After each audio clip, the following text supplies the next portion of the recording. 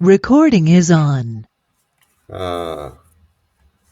ಇವತ್ತಿನ ಈ ಸಂಜೆಯ ವೇಳೆಯಲ್ಲಿ ಇವತ್ತಿನ ಸತ್ಯವೇದದ ಧ್ಯಾನದಲ್ಲಿ ಕಾರ್ಡ್ ಪ್ರಕಾರ ಇರುವ ಹಾಗೆ ನಮ್ಮ ದೈನಂದಿನ ಧ್ಯಾನದ ಕಾರ್ಡ್ ಪ್ರಕಾರ ಇರತಕ್ಕಂಥ ಶ್ರೀ ಯೋಹಾನನು ಬರೆದ ಸುವಾರ್ತೆ, ಈ ಸುವಾರ್ತೆ ವಿಷಯದಲ್ಲಿ ನಿಮ್ಮ ಧ್ಯಾನ ಭಾಗವನ್ನ ಪವಿತ್ರಾತ್ಮ ಪ್ರೇರಿತರಾದಂಥವರು ಹಂಚಿಕೊಳ್ಳುವುದಕ್ಕಿಂತ ಮುಂಚೆ ಈ ಸುವಾರ್ತೆ ಬಗ್ಗೆ ಕೆಲವೊಂದು ಹಿನ್ನೆಲೆ, ಈ ಸುವಾರ್ತೆ ಬಗ್ಗೆ ಕೆಲವೊಂದು ಚರಿತ್ರೆ, ಆಧಾರ ಇವುಗಳನ್ನು ಕೊಟ್ಟು ನಿಮ್ಮನ್ನ ಸ್ವಲ್ಪ ಸತ್ಯವೇದದ ಈ ಅಧ್ಯಯನದ ವಿಷಯದಲ್ಲಿ ನಿಮ್ಮನ್ನ ಸ್ವಲ್ಪ ಇನ್ನಷ್ಟು ಆಳಕ್ಕೆ ತೆಗೆದುಕೊಂಡು ಹೋಗ್ಬೇಕು ಅನ್ನುವಂಥದ್ದು ನನ್ನ ಆಸೆ. ಈಗಾಗಲೇ ನಮಗೆಲ್ರಿಗೂ ಗೊತ್ತಿರುವ ಹಾಗೆ ಸತ್ಯವೇದ ಅಂದ ತಕ್ಷಣ ಎರಡು ಭಾಗ ಜ್ಞಾಪಕ ಬರುತ್ತದೆ, ಹಳೆ ಒಡಂಬಡಿಕೆ ಹಾಗೂ ಹೊಸ ಒಡಂಬಡಿಕೆ. ಹೊಸ ಒಡಂಬಡಿಕೆ ಅಂದ ತಕ್ಷಣವೇ ನಮ್ಮೆಲ್ಲರ ಮನಸ್ಸಿಗೆ ಬರುವಂಥದ್ದು ಸುವಾರ್ತೆಗಳು ಹಾಗೂ ಪತ್ರಿಕೆಗಳು, ಒಂದು ಪ್ರವಾದನ ರೂಪವಾಗಿರ್ತಕ್ಕಂಥ ಒಂದು ಪುಸ್ತಕ. ಸುವಾರ್ತೆಗಳು ಅಂದ ತಕ್ಷಣ ಎಲ್ಲರಿಗೂ ಚಿರಪರಿಚಿತವಾದಂಥದ್ದು, ಸ್ವಲ್ಪ ಸತ್ಯವೇದದ ಮೇಲೆ ಹಿಡಿತ ಇರತಕ್ಕಂಥವರು, ಬೆಳೆದಂಥ ವಿಶ್ವಾಸಿಗಳು, ಶಿಷ್ಯರು, ಹೌದ್ರಿ, ಮತ್ತಾಯ ಇದೆ, ಮಾರ್ಕ ಇದೆ, ಲೂಕ ಇದೆ, ಯೋಹಾನನ್ ಬರೆದ ಸುವಾರ್ತೆ, 4 ಸುವಾರ್ತೆಗಳಿದೆ ರೀ. ಎಲ್ಲ ಒಂದೇ ರಿಪೀಟ್ ಆಗ್ತದ್ರಿ. ಹೀಗೆ ಕೆಲವೊಂದು ಅದರ ಪಕ್ಷಿ ನೋಟವನ್ನು ಹೇಳುವಂಥದ್ದು ನಾವು ಕೇಳಿಸ್ಕೊಂಡಿರ್ತೇವೆ. ತಪ್ಪೇನಿಲ್ಲ, ಭಾಳ ಒಳ್ಳೆ ಅದು ಅಬ್ಸರ್ವೇಷನ್ನೇ. ಆದರೆ ಬಹು ಪ್ರಾಮುಖ್ಯವಾಗಿ ಇಲ್ಲಿ ಪರಿಶುದ್ಧಾತ್ಮನು ಯೇಸು ಕ್ರಿಸ್ತನ 3.5 ವರ್ಷದ ತನ್ನ ಸೇವಾ ಜೀವನವನ್ನು, ತನ್ನ ಸೇವಾ ಆ ಒಂದು ಪ್ರಯಾಣವನ್ನು, ಆತನ ಒಂದು ಪ್ರಯಾಸವನ್ನು, ನಶಿಸಿ ಹೋಗುವಂಥ ಮನುಷ್ಯರನ್ನು ಹುಡುಕಿ ರಕ್ಷಿಸುವುದಕ್ಕೋಸ್ಕರ ಆತನು ತಾನೇ ಸೇವೆಯನ್ನು ಪ್ರಾರಂಭಿಸಿದ ಈ ಹಿನ್ನೆಲೆಯಲ್ಲಿ ಅದನ್ನು ನಾವು ಗಮನಿಸುವಾಗ ಪರಿಶುದ್ಧಾತ್ಮನು 4 ಗ್ರಂಥಕರ್ತರನ್ನು ಉಪಯೋಗಿಸಿಕೊಂಡಿದ್ದಾನೆ. ಒಬ್ಬೊಬ್ಬರು ಒಂದೊಂದು ದೃಷ್ಟಿಕೋನದಿಂದ ಬರೆದಿರ್ತಕ್ಕಂಥದ್ದನ್ನು, ಪವಿತ್ರಾತ್ಮ ಪ್ರೇರಿತರಾಗಿ ಬರೆದಿರ್ತಕ್ಕಂಥದ್ದನ್ನು ನಾವು ಗಮನಿಸಬಹುದು.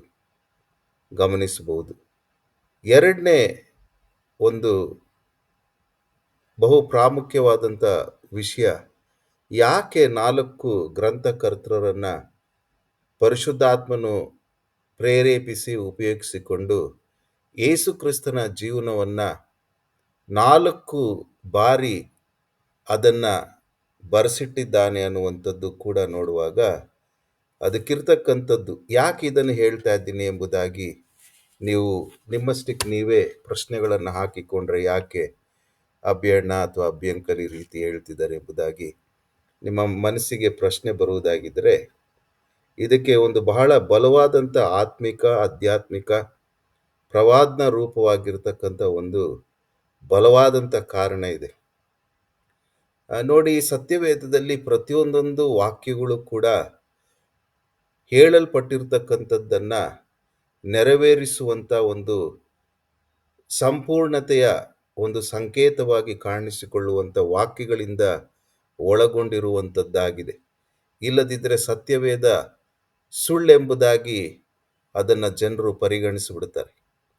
ಹಾಗಾಗಿ ಈ ಹಿನ್ನೆಲೆಯಲ್ಲಿ ನೀವೆಲ್ಲರೂ ನನ್ನೊಟ್ಟಿಗೆ ಯಾಕೆ ಸತ್ಯವೇದದಲ್ಲಿ 4 ಸುವಾರ್ತೆಗಳು ಪರಿಶುದ್ಧಾತ್ಮನು ಬರೆಸಿದನು, 4 ವಿವಿಧ ಗ್ರಂಥಕರ್ತೃಗಳಿಂದ ಅದನ್ನು ಬರೆಸಿದನು, 4 ವಿಧವಾದಂಥ ದೃಷ್ಟಿಕೋನದಿಂದ ಒಂದೇ ದೈವತ್ವದಿಂದ ಕೂಡಿರ್ತಕ್ಕಂಥ ದೇವರು, ಆ ದೇವರು ದೇವಕುಮಾರನು, ಮನುಷ್ಯಕುಮಾರನು, ಮನುಷ್ಯನಾಗಿರ್ತಕ್ಕಂಥ ಆತನ ಜೀವಿತವನ್ನು 4 ರೀತಿಯಲ್ಲಿ ವಿವರಿಸಲ್ಪಟ್ಟಿರ್ತಕ್ಕಂಥದ್ದಕ್ಕೆ ಏನಿರ್ಬೋದು ಎಂಬುದಾಗಿ ನೋಡುವಾಗ, ನೀವೆಲ್ಲರೂ ನನ್ನೊಟ್ಟಿಗೆ ಯೆಹೆಜ್ಕೇಲನು ಬರೆದ ಪ್ರವಾದನೆ ಗ್ರಂಥ, ಇದು ಭಾಳ ಚೆನ್ನಾಗಿ ಗೊತ್ತಿರಬೇಕು. ಅಂಕಲ್ ಆಂಟಿ ಶಿಷ್ಯರಾದಂಥ ನಾನು ಮತ್ತು ನೀವು ವಾಕ್ಯದಲ್ಲಿ ಬಹಳಷ್ಟು ನಮಗೆ ಆಳವಾದಂಥ ಒಂದು ಅರ್ಥಗಳು ನಮ್ಮ ಮನಸ್ಸಿಗೆ, ಹೃದಯಗಳಿಗೆ ಇಳಿಯುವಂಥ ರೀತಿಯಲ್ಲಿ ನಮ್ಮ ಜೀವಿತಗಳನ್ನು ಬಿಟ್ಕೊಡ್ಬೇಕು.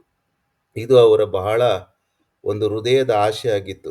ನನ್ನೊಟ್ಟಿಗೆ ಬೆಳೆದಂಥ, ನಾನು ಹೆತ್ತಂಥ ಆತ್ಮಿಕ ಮಕ್ಕಳು ಶಿಷ್ಯತ್ವದಲ್ಲಿ ಅವರು ಭಾಳ ಆಳಕ್ಕೆ ಹೋಗ್ಬೇಕು ಮಗನೇ, ಭಾಳ ಆಳಕ್ಕೆ ಹೋಗ್ಬೇಕು. ಅವರು ಮೇಲ್ಮೇಲೆ ಅವ್ರು ತಿಳ್ಕೊಂಡ್ರೆ ನನಗೆ ತೃಪ್ತಿ ಆಗಲ್ಲ. ಅವ್ರು ಆಳಕ್ಕೆ ಹೋಗ್ಬೇಕು. ವಿದ್ಯೆ ಇರಲಿ, ವಿದ್ಯೆ ಇಲ್ಲದೆ ಇರಲಿ, ಅವ್ರು ಆಳಕ್ಕೆ ಹೋಗಬೇಕು. ಪ್ರತಿಯೊಂದನ್ನು ಅವರು ಅದನ್ನು ಗ್ರಹಿಸಿಕೊಂಡು, ತಿಳಿದುಕೊಂಡು, ಅದನ್ನು ತಮ್ಮ ಆತ್ಮಿಕ ಜೀವನಕ್ಕೆ ಅಳವಡಿಸಿಕೊಂಡು, ಅದರಲ್ಲಿರ್ತಕ್ಕಂಥ ಗೂಢಾರ್ಥ ಸತ್ಯಾರ್ಥಗಳನ್ನು ಅನ್ವಯ ಮಾಡಿಕೊಂಡು ಜೀವಿಸುವಂಥ ರೀತಿಯಲ್ಲಿ ಇವರು ಅಂಥ ಯೇಸು ಸ್ವಾಮಿಯ ಶಿಷ್ಯರಾಗಬೇಕು ಅನ್ನುವಂಥದ್ದು ನನ್ನ ಆಶೆ ಮಗನೇ. ಸುಮ್ಮನೆ ಮೇಲ್ಮೇಲೆ ಆದರೆ ನಂಗೆ ತೃಪ್ತಿ ಆಗಲ್ಲ. ಇದು ಅವರ ಹೃದಯದ ಹೆಬ್ಬಯಕೆ. ಈ ಹಿನ್ನೆಲೆಯಲ್ಲಿ ಆ ದಾಟಿಯಲ್ಲಿ ನಾನು ನಿಮ್ಮನ್ನು ಸ್ವಲ್ಪ ಅವರ ಪ್ರಮಾಣದಲ್ಲಿ ನನ್ನ ಕೈಲಾಗದೇ ಇದ್ದರೂ ಒಂದು ಸಾಸಿವೆ ಕಾಳಿನಷ್ಟು ಅದರ ಒಂದು ಛಾಯೆಯನ್ನು ನಿಮ್ಮ ಮುಂದೆ ಬಿಚ್ಚಿಡಲಿಕ್ಕೆ ಪ್ರಯತ್ನಿಸ್ತೇನೆ. ಪರಿಶುದ್ಧಾತ್ಮ ಪ್ರೇರೇಪಣೆಯಿಂದ, ಸಹಾಯದಿಂದ. ಯೆಹೆಜ್ಕೇಲನು ಬರೆದ ಪ್ರವಾದನೆ ಪುಸ್ತಕ 1ನೇ ಅಧ್ಯಾಯ ಮೊದಲಿನ 10 ವಚನಗಳನ್ನು ಸುಮ್ಮನೆ ನಿಧಾನವಾಗಿ ಓದ್ಕೊಂಡು ಹೋಗ್ತೇನೆ. ಆಮೇಲೆ ಒತ್ತು ಕೊಡುವಂಥ ವಿಷಯಕ್ಕೆ ಗಮನವನ್ನು ಹರಿಸ್ತೇನೆ. ಯೆಹೋವನು ಯೆಹೆಜ್ಕೇಲನನ್ನು ಪ್ರವಾದಿಯನ್ನಾಗಿ ನೇಮಿಸಿದ್ದು. ವಾಹನಾರೂಢನಾದ ಯೆಹೋವನ ದರ್ಶನ. ಕೆಬಾರ್ ನದಿಯ ಹತ್ತಿರ ಸೆರೆಯಾಗಿ ವಾಸಿಸುತ್ತಿದ್ದ ಯೆಹೂದ್ಯರ ಮಧ್ಯದಲ್ಲಿ ನಾನು ಸೇರಿಕೊಂಡಿರುವಾಗ 30ನೆಯ ವರ್ಷದ 4ನೆಯ ತಿಂಗಳಿನ 5ನೆಯ ದಿನದಲ್ಲಿ ಆಕಾಶವು ಒಡೆದು ನನಗೆ ದೇವದರ್ಶನಗಳು ಉಂಟಾದವು. ಯೆಹೋಯಾಕೀನನು ಸೆರೆಯಾದ 5ನೆಯ ವರ್ಷದ 4ನೆಯ ತಿಂಗಳಿನ 5ನೆಯ ದಿನದಲ್ಲಿ ಯೆಹೋವನ ವಾಕ್ಯವು ಕಸ್ದೀಯ ದೇಶದೊಳಗೆ ಕೆಬಾರ್ ನದಿಯ ಹತ್ತಿರ ಬೂಜಿಯ ಮಗನೂ ಯಾಜಕನೂ ಆದ ಯೆಹೆಜ್ಕೇಲನಿಗೆ ಸಾಕ್ಷಾತ್ತಾಗಿ ಒದಗಿತು. ಅಲ್ಲಿ ಯೆಹೋವನ ಹಸ್ತಸ್ಪರ್ಶದಿಂದ ಅವನು ಪರವಶನಾದನು. ಇಗೋ, ನಾನು ನೋಡಿದೆನು, ಬಡಗಲಿಂದ ಬಿರುಗಾಳಿಯು ಬೀಸಿತು, ಎಡಬಿಡದೆ ಜಗಜಗಿಸುವ ಜ್ವಾಲೆಯುಳ್ಳ ಮಹಾಮೇಘವು ಕಾಣಿಸಿತು. ಅದರ ಸುತ್ತಲೂ ಮಿಂಚು ಹೊಳೆಯಿತು. ಅದರ ನಡುವೆ ಆ ಜ್ವಾಲೆಯ ಮಧ್ಯೆ ಸುವರ್ಣ ಕಾಂತಿಯಂಥ ಕಾಂತಿಯು ಉಂಟಾಯಿತು. ಅದರ ಮಧ್ಯದೊಳಗಿಂದ 4 ಜೀವಿಗಳ ಆಕಾರಗಳು ಕಂಡುಬಂದವು. ಇಲ್ಲಿಂದ ನೀವು ನಿಮ್ಮ ಗಮನವನ್ನು ಹರಿಸಬೇಕು.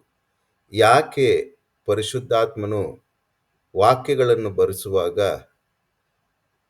ಈ 4 ಸುವಾರ್ತೆಗಳು ಅದನ್ನು ಬರೆಸಿಟ್ಟನು ಅನ್ನುವಂಥದ್ದು ಈಗಿನಿಂದ ಸ್ವಲ್ಪ ಗಮನ ಹರಿಸಬೇಕು. 4 ಜೀವಿಗಳ ಆಕಾರಗಳು ಕಂಡುಬಂದವು. ಅವುಗಳ ರೂಪವು ಮನುಷ್ಯನ ರೂಪದಂತಿತ್ತು. ಒಂದೊಂದಕ್ಕೆ 4 ಮುಖಗಳು, 4 ರೆಕ್ಕೆಗಳು ಇದ್ದವು. ಅವುಗಳ ಕಾಲುಗಳು ನೆಟ್ಟಗಿದ್ದು ಬೆಳಗಿದ ತಾಮ್ರದ ಹಾಗೆ ನಿಗಿನಿಗಿಸುತ್ತಿದ್ದವು. ಹೆಜ್ಜೆಗಳು ಕರುವಿನ ಗೊರಸಿನಂತಿದ್ದವು. ಒಂದೊಂದು ಜೀವಿಯ 4 ಪಾರ್ಶ್ವಗಳಲ್ಲಿನ ರೆಕ್ಕೆಗಳ ಕೆಳಗೆ ಮನುಷ್ಯ ಹಸ್ತದಂಥ ಹಸ್ತಗಳಿದ್ದವು. ಆ 4 ಜೀವಿಗಳ ಮುಖಗಳು, ರೆಕ್ಕೆಗಳು ಹೇಗಿದ್ದವೆಂದರೆ ರೆಕ್ಕೆಗಳು ಒಂದಕ್ಕೊಂದು ತಗಲುತ್ತಿದ್ದವು. ಆ ಜೀವಿಗಳು ಮುಂದರಿದಾಗೆಲ್ಲ ತಿರುಗಿಕೊಳ್ಳದೆ ಹೊರಟ ಮುಖವಾಗಿಯೇ ಹೋಗುತ್ತಿದ್ದವು. ಮುಖಗಳು ಎಂಥವುಗಳೆಂದರೆ ಒಂದೊಂದರ ಮುಂದಿನ ಮುಖವು ಮನುಷ್ಯನದು, ಬಲಗಡೆಯ ಮುಖವು ಸಿಂಹನದು, ಎಡಗಡೆಯ ಮುಖವು ಹೋರಿಯದು, ಹಿಂದಿನ ಮುಖವು ಗರುಡ ಪಕ್ಷಿಯದು. ಪ್ರವಾದನ ರೂಪವಾಗಿ ಇದನ್ನು ಯೇಸು ಕ್ರಿಸ್ತನನ್ನು ಇದು ಸೂಚಿಸುವಂಥದ್ದಾಗಿದೆ. ಈ ಭಾಗ ಇದು ಯೇಸು ಕ್ರಿಸ್ತನನ್ನು ರೂಪಿಸುವಂಥದ್ದಾಗಿದೆ. ನಮಗೆಲ್ರಿಗೂ ಗೊತ್ತಿರುವ ಹಾಗೆ Old Testament is the shadow of New Testament and New Testament is the fulfillment of Old Testament. ಹಳೆ ಒಡಂಬಡಿಕೆ ಹೊಸ ಒಡಂಬಡಿಕೆಯ ಛಾಯೆಯಾಗಿದೆ. ಹೊಸ ಒಡಂಬಡಿಕೆ ಹಳೆ ಒಡಂಬಡಿಕೆಯ ಪರಿಪೂರ್ಣತೆಯಾಗಿದೆ. It is the fulfillment, whereas the Old Testament is the shadow Yesu ಕ್ರಿಸ್ತನು ಹೇಗೆ ಛಾಯಾರೂಪವಾಗಿ ಆದಿಕಾಂಡ 1ನೇ ಅಧ್ಯಾಯ 1ನೇ ವಚನದಿಂದ ಮಲಾಕಿ ಬರೆದ ಪುಸ್ತಕ 4ನೇ ಅಧ್ಯಾಯ ಕೊನೆಯ ವಚನದವರೆಗೂ ಯೇಸು ಕ್ರಿಸ್ತನು ಒಂದೊಂದು ಹಾಳೆಯಲ್ಲಿಯೂ ಛಾಯಾರೂಪವಾಗಿದ್ದಾನೆ ಅನ್ನುವಂಥದ್ದನ್ನ ಹಳೆ ಒಡಂಬಡಿಕೆ ತಿಳಿಸುವಂಥದ್ದಾಗಿದೆ. ಈ ಹಿನ್ನೆಲೆಯಲ್ಲಿ ಯೇಸು ಕ್ರಿಸ್ತನು ಆತನು ವಾಕ್ಯವಾಗಿರ್ತಕ್ಕಂಥವನು. ಆದಿಯಲ್ಲಿ ವಾಕ್ಯವಿತ್ತು, ಆ ವಾಕ್ಯವು ದೇವರ ಬಳಿಯಲ್ಲಿತ್ತು, ಆ ವಾಕ್ಯವು ದೇವರಾಗಿತ್ತು. ಹೀಗೆ ಸಮಯ ಬಂದಾಗ ಆ ವಾಕ್ಯವೆಂಬಾತನು ನರಾವತಾರವನ್ನು ಎತ್ತಿ ಮನುಷ್ಯರ ಮಧ್ಯದಲ್ಲಿ ವಾಸಿಸಿದನು. ಹೀಗೆ ಆತನು ವಾಸಿಸುವಾಗ ಪ್ರವಾದನ ರೂಪವಾಗಿ ಯೆಹೆಜ್ಕೇಲನ ಮುಖಾಂತರ ಹಲವು ನೂರಾರು ವರ್ಷಗಳ ಹಿಂದೆ ಪ್ರವಾದನ ರೂಪವಾಗಿ ಆತನು ಸಿಂಹದಂತೆ ಇರ್ತಾನೆ, ಸಿಂಹದಂತೆ ಆತನು ಇರ್ತಾನೆ, ಆತನು ಮನುಷ್ಯನಂತೆ ಇರ್ತಾನೆ, ಸೇವೆ ಮಾಡ್ತಾನೆ, ಆತನು ಹೋರಿಯಂತೆ ಸೇವೆ ಮಾಡ್ತಾನೆ, ಆತನು ಗರುಡ ಪಕ್ಷಿಯಂತೆ ಸೇವೆ ಮಾಡ್ತಾನೆ. ಪ್ರವಾದನ ರೂಪವಾಗಿ ಸೆರೆಯಾಗಿ ಇದ್ದಾಗ ಯೆಹೆಜ್ಕೇಲನು ಕೆಬಾರ್ ನದಿಯಲ್ಲಿ ಅದರ ತೀರದಲ್ಲಿ ಸೆರೆಯಾಗಿ ಇದ್ದಾಗ ಆತನಿಗೆ ದೇವರ ಹಸ್ತಸ್ಪರ್ಶದಿಂದ ಆತನು ದೈವ ಪರವಶನಾದಾಗ ಆತನಿಗೆ ಆದಂಥದ್ದು, ನೋಡು ಯೆಹೆಜ್ಕೇಲ, ನೋಡು, ನೀನು ಈಗ ಕಾಣಿಸಿಕೊಳ್ಳುವಂಥದ್ದು ಅದು ಬಹು ವಿಶೇಷವಾದಂಥದ್ದು. ಆ ಜೀವಿಗಳ ವಿಷಯದಲ್ಲಿ ನಾನು ನಿನಗೆ ತಿಳಿಸುವಂಥದ್ದು ಬಹು ವಿಶೇಷ.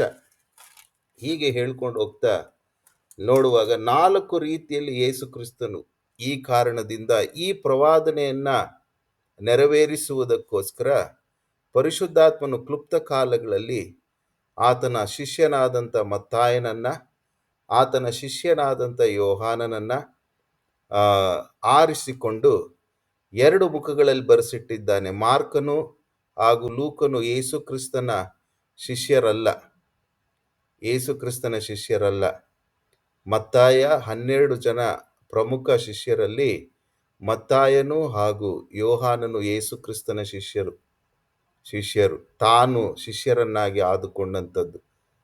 ಫಿಲಿಪ್ಪನು, ನತಾನಿಯೇಲನು ಯೋಹಾನನ ಶಿಷ್ಯರು. 12 ಜನ ಶಿಷ್ಯರು ಕೂಡ ಯೇಸು ಕ್ರಿಸ್ತನೇ ಆರಿಸಿಕೊಂಡಂಥದ್ದಲ್ಲ. ಕೆಲವರು ಯೋಹಾನನಿಂದ ಶಿಷ್ಯರಾದಂಥವರು.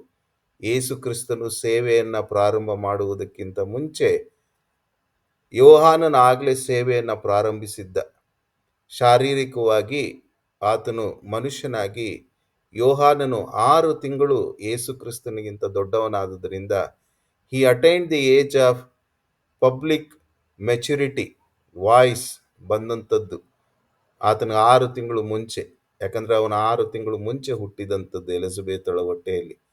ಹಾಗಾಗಿ ಆತನ ಸೇವೆ ಪ್ರಾರಂಭ ಮಾಡಿದಾಗ ಅನೇಕರು ನಂಬಿದರು. ಅದರಲ್ಲಿ ನತಾನಿಯೇಲನು, ಫಿಲಿಪ್ಪನು, ಇವರೆಲ್ಲ ಶಿಷ್ಯರಾಗಿದ್ದಂಥವರು. ಮಾರ್ಕ, ಲೂಕ ಯೋಹಾನನ ಶಿಷ್ಯರೂ ಅಲ್ಲ, ಯೇಸು ಕ್ರಿಸ್ತನ ಶಿಷ್ಯರೂ ಅಲ್ಲ. ಅದು ಆಮೇಲೆ ಯೇಸು ಕ್ರಿಸ್ತನು ಸತ್ತು ಹೂಣಲ್ಪಟ್ಟು ದಿವ್ಯಾರೋಹಣ ಆದ ಮೇಲೆ, ಆಮೇಲೆ ಅಪೊಸ್ತಲರ ಕೃತ್ಯಗಳು 2ನೇ ಅಧ್ಯಾಯ ಆದಮೇಲೆ ಆದಂಥ ಕೆಲವೊಂದು ಸುವಾರ್ಥ ಪ್ರಸಾರಣೆಯಲ್ಲಿ ನಂಬಿದಂಥವರು. ಏನೇ ಇರಲಿ, ಮತ್ತಾಯನು ಬರೆಯುವಾಗ ಅದಕ್ಕೋಸ್ಕರವೇ ಸುವಾರ್ತೆಯಲ್ಲಿ ಮತ್ತಾಯನು ಯೇಸು ಕ್ರಿಸ್ತನನ್ನ ಸಿಂಹದಂತೆ ಪರಿಚಯಿಸಿದ್ದಾನೆ. ಅದಕ್ಕೋಸ್ಕರ ಸಾಮಾನ್ಯವಾಗಿ ಮತ್ತಾಯನ ಬರೆದ ಸುವಾರ್ತೆ ನಾವು ಮೊದಲಿನ ಅಧ್ಯಾಯ ಅರ್ಧ ಭಾಗವನ್ನು ಏನಿದು, ಇವನು ಇವರ ಮಗನು, ಇದು ಇವನ ಮಗನು, ಇವನ ಮಗನು, ಇವನ ಮಗನು ಅಂತಿದೆ ಎಂಬುದಾಗಿ ಸ್ವಲ್ಪ ನಮಗೆ ಏನೋ ಅನಿಸ್ತದೆ. ಆದರೆ ಅದರಲ್ಲಿ ಬಹಳ ದೈವತ್ವ ಇದೆ. ಅದರಲ್ಲಿ ಪ್ರವಾದನೆಗಳು ನೆರವೇರಿರ್ತಕ್ಕಂಥದ್ದಿದೆ. 42 ಅರಸರುಗಳು ಅದರಲ್ಲಿ ಭಾಗವಾಗಿ ಆಗಿರ್ತಕ್ಕಂಥದ್ದು ನೋಡ್ತೀವಿ. ಇರಲಿ, ಏನೇ ಆಗಲಿ. ಹಾಗಾಗಿ ಮತ್ತಾಯನು ಸುವಾರ್ತೆಯನ್ನು ಬರೆಯುವಾಗ ಯೇಸು ಕ್ರಿಸ್ತನನ್ನ ಸಿಂಹರೂಪವಾಗಿ, ಕಿಂಗ್, ಈಸ್ ಕಿಂಗ್, ಅರಸನು ಆಗಮಿಸುತ್ತಿದ್ದಾನೆ, ದಾರಿಯನ್ನು ನೆಟ್ಟಗೆ ಮಾಡ್ರಿ, ಕತ್ತೆಯನ್ನು ತನ್ರಿ, ಅರಸನು ಆಗಮಿಸುತ್ತಿದ್ದಾನೆ. he is introducing Jesus Christ as king. ಸಿಂಹ ಸಿಂಹ ಸಿಂಹ. ಅದೇ ಮಾರ್ಕನು ಬರೆಯುವಾಗ ಆತನನ್ನ ಹೋರಿಯಂತೆ ಆತನನ್ನ ಪರಿಚಯಿಸ್ತಾ ಇರತಕ್ಕಂಥದ್ದನ್ನ ಗಮನಿಸ್ತೇವೆ. ಮನುಷ್ಯ ಕುಮಾರನು ಸೇವೆ ಮಾಡಿಸಿಕೊಳ್ಳುವುದಕ್ಕೋಸ್ಕರ ಬರಲಿಲ್ಲ, ಸೇವೆ ಮಾಡುವುದಕ್ಕೂ ಪ್ರಾಣ ಕೊಡುವುದಕ್ಕೂ ಅನೇಕರ ಮನುಷ್ಯರನ್ನ ರಕ್ಷಿಸುವುದಕ್ಕೋಸ್ಕರ ಆತನು ಬಂದನು. ಸೇವೆ, ಹೋರಿ, ಸರ್ವೀಸ್. ಹೋರಿ ಸಿಂಬಲೈಸಸ್ ಸರ್ವೀಸ್. ಹೋರಿಯಂತೆ ಆತನು ಯೇಸು ಕ್ರಿಸ್ತನನ್ನ ಪರಿಚಯಿಸ್ತಾ ಇರತಕ್ಕಂಥದ್ದನ್ನ ಗಮನಿಸ್ತೇವೆ. ಹೀಗೆ ಯೆಹೆಜ್ಕೇಲದಲ್ಲಿ ಇರ್ತಕ್ಕಂಥದ್ದನ್ನ ಒಂದೊಂದೇ ಅದು ಪ್ರವಾದನ ರೂಪವಾಗಿರ್ತಕ್ಕಂಥದ್ದು ನೆರವೇರಿರ್ತಕ್ಕಂಥದ್ದನ್ನ ಗಮನಿಸ್ತೇವೆ. ಮೊದಲಿನ 3 ಸುವಾರ್ತೆಗಳು ಸಮಾನಾಂತರವಾದಂಥ ಸುವಾರ್ತೆಗಳು ಎಂಬುದಾಗಿ ಕರೆಯಲ್ಪಟ್ಟಿದೆ. ಸಿನಾಪ್ಟಿಕ್ ಗಾಸ್ಪೆಲ್ಸ್. ಸಮಾನಾಂತರ ಸುವಾರ್ತೆಗಳಂದರೆ ಮತ್ತಾಯದಲ್ಲಿ ಏನಿದೆ, ಮಾರ್ಕದಲ್ಲೂ ಅದೇ ಇದೆ, ಲೂಕದಲ್ಲೂ ಇದೆ. ಸ್ವಲ್ಪ ವಿವರಣೆ ಬದಲಾವಣೆಗಳು, ಪದಬಳಿಕೆಗಳು ಬದಲಾವಣೆಗಳಿದೆ ಹೊರತು ದೃಷ್ಟಿಕೋನ ಒಂದು ಹೊರತುಪಡಿಸಿ ಮಿಕ್ಕ ಎಲ್ಲ ಸಾರಾಂಶಗಳು ಒಂದೇ ವಿಷಯವನ್ನ ತಿಳಿಸುವಂಥದ್ದಾಗಿದೆ. ಅದಕ್ಕೋಸ್ಕರ ಇಂಗ್ಲಿಷ್ನಲ್ಲಿ it is called as synoptic gospels. Synoptic gospel. Gospel giving same meaning in 3 multiple different angles. Synoptic. ಅದಕ್ಕೋಸ್ಕರವೇ ಗ್ರಾಮರ್ನಲ್ಲೂ ಕೂಡ ಬಂದಿರತಕ್ಕಂಥದ್ದು words, synonymous words. Synoptic gospel, SYNOPTIC, synoptic, SYNOPTIC. ಹಾಗೆ ಮುಂದಕ್ಕೆ ನೋಡುವಾಗ ಲೂಕನು ಬರೆಯುವಾಗ ಯೇಸು ಕ್ರಿಸ್ತನನ್ನ ಆ ಒಂದು ಮನುಷ್ಯತ್ವದಿಂದ ಕೂಡಿರ್ತಕ್ಕಂಥ ಯೇಸು ಕ್ರಿಸ್ತನನ್ನ ಪರಿಚಯಿಸ್ತಾ ಇರತಕ್ಕಂಥದ್ದನ್ನ ನೋಡ್ತೇವೆ. ಮನುಷ್ಯ ಕುಮಾರನು ಕೆಟ್ಟು ಹೋಗಿರುವುದನ್ನು ಹುಡುಕಿ ರಕ್ಷಿಸುವುದಕ್ಕೋಸ್ಕರವೇ ಬಂದನು ಎಂಬುದಾಗಿ ಜಕ್ಕಾಯನ ಆ ದೃಷ್ಟಾಂತದಿಂದ ಅಲ್ಲಿ ಪ್ರವಾದನೆ ಅದು ನೆರವೇರಿರ್ತಕ್ಕಂಥದ್ದನ್ನ ಗಮನಿಸ್ತೇವೆ. ಹಾಗಾದರೆ ಮತ್ತಾಯನು ಹಿ ಈಸ್ ಎ ಕಿಂಗ್, ಆತನು ಅರಸನು. ಮಾರ್ಕ ಆತನು ಸೇವೆ, ಹೋರಿ. ಲೂಕನು ಮನುಷ್ಯ ಕುಮಾರನು, ಸನ್ ಆಫ್ ಮ್ಯಾನ್ ಅಥವಾ ಸನ್ ಆಫ್ ಗಾಡ್, ಮನುಷ್ಯ ಕುಮಾರನು. ಯೋಹಾನನು ಬಂದಾಗ ಈ 4 ಸುವಾರ್ತೆಗಳಲ್ಲಿ ಅದು ವಿಭಿನ್ನವಾಗಿದೆ. ಅದಕ್ಕೋಸ್ಕರವೇ ಮೊದಲಿನ 3 ಸುವಾರ್ತೆಗಳಲ್ಲಿ ನೀವು ಗಮನಿಸುವಂತ ಅನೇಕ ವಿಷಯಗಳು 95% you will not find it in John's gospel. ಯಾಕಂದರೆ ಯೋಹಾನನನ್ನ ಬರೆಯುವುದಕ್ಕೆ ಪರಿಶುದ್ಧಾತ್ಮನು ಪ್ರೇರೇಪಿಸಿದಾಗ ಯೇಸು ಕ್ರಿಸ್ತನ 4ನೆಯ ಮುಖ, ಆ ಜೀವಿಯ 4ನೆಯ ಮುಖ ಅಂದರೆ ಗರುಡ ಪಕ್ಷಿ, which symbolises divinity of god. Eagle symbolises divinity of god. ಸಾಮಾನ್ಯ ನಿಮಗೆಲ್ಲರೂ ಗೊತ್ತಿರೋ ಹಾಗೆ ಗರುಡ ಪಕ್ಷಿ ಆಕಾಶದ ಮೇಲೆ, ಮೋಡಗಳ ಮೇಲೆ ಹಾರುವಂಥದ್ದು, ಬಹಳ ಎತ್ತರದಲ್ಲಿ ಹಾರಾಡ್ತದದು. ಇನ್ನ ಎಲ್ಲಾ ಪಕ್ಷಿಗಳು ಬಹಳ ಕೆಳಗೆ ಹಾರಾಡ್ತದೆ. ಸೊ ಹಾಗಾಗಿ ಈಗಲ್ ಈಸ್ ಸಿಗ್ನಿಫೈಯಿಂಗ್ ಡಿವಿನಿಟಿ, ಬೇರೆ ಲೋಕಕ್ಕೆ ಸಂಬಂಧಪಟ್ಟಂಥದ್ದು. ಅಂದ್ರೆ ಯೇಸು ಕ್ರಿಸ್ತನು ದೈವತ್ವದಿಂದ ಕೂಡಿರ್ತಕ್ಕಂಥ ಒಬ್ಬ ವ್ಯಕ್ತಿ, ದೈವತ್ವದಿಂದ ಕೂಡಿರ್ತಕ್ಕಂಥ ಒಬ್ಬ ವ್ಯಕ್ತಿ.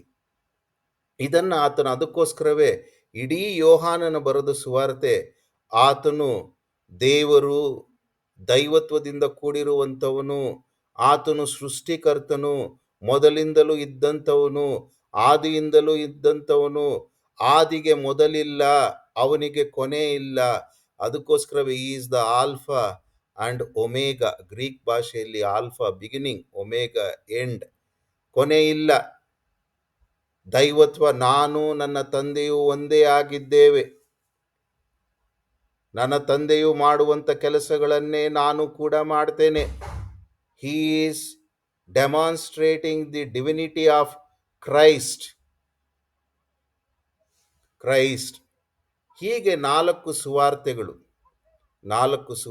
ಅದಕ್ಕೋಸ್ಕರ ಯೋಹಾನನು ಬರೆದ ಸುವಾರ್ತೆಯನ್ನು ಓದುವಾಗ ಬಹಳ ನಾವು ನಮ್ಮ ಮನಸ್ಸಿನಲ್ಲಿ ಇಟ್ಕೊಳ್ಬೇಕಾಗಿರ್ತಕ್ಕಂಥದ್ದು, ಯೋಹಾನನು ಯೇಸು ಕ್ರಿಸ್ತನ ದೈವತ್ವವನ್ನ ತಿಳಿಸುವಂತ ರೀತಿಯಲ್ಲಿ ಪರಿಶುದ್ಧಾತ್ಮನು ಅವನನ್ನು ಉಪಯೋಗಿಸಿಕೊಂಡಿದ್ದಾನೆ. He is not an ordinary son of God or son of man. ಸಾಧಾರಣವಾದಂಥ ಮನುಷ್ಯನಾಗಿ ಕಂಡರೂ ಆತನು ದೈವತ್ವದಿಂದ ಕೂಡಿರ್ತಕ್ಕಂಥವನು.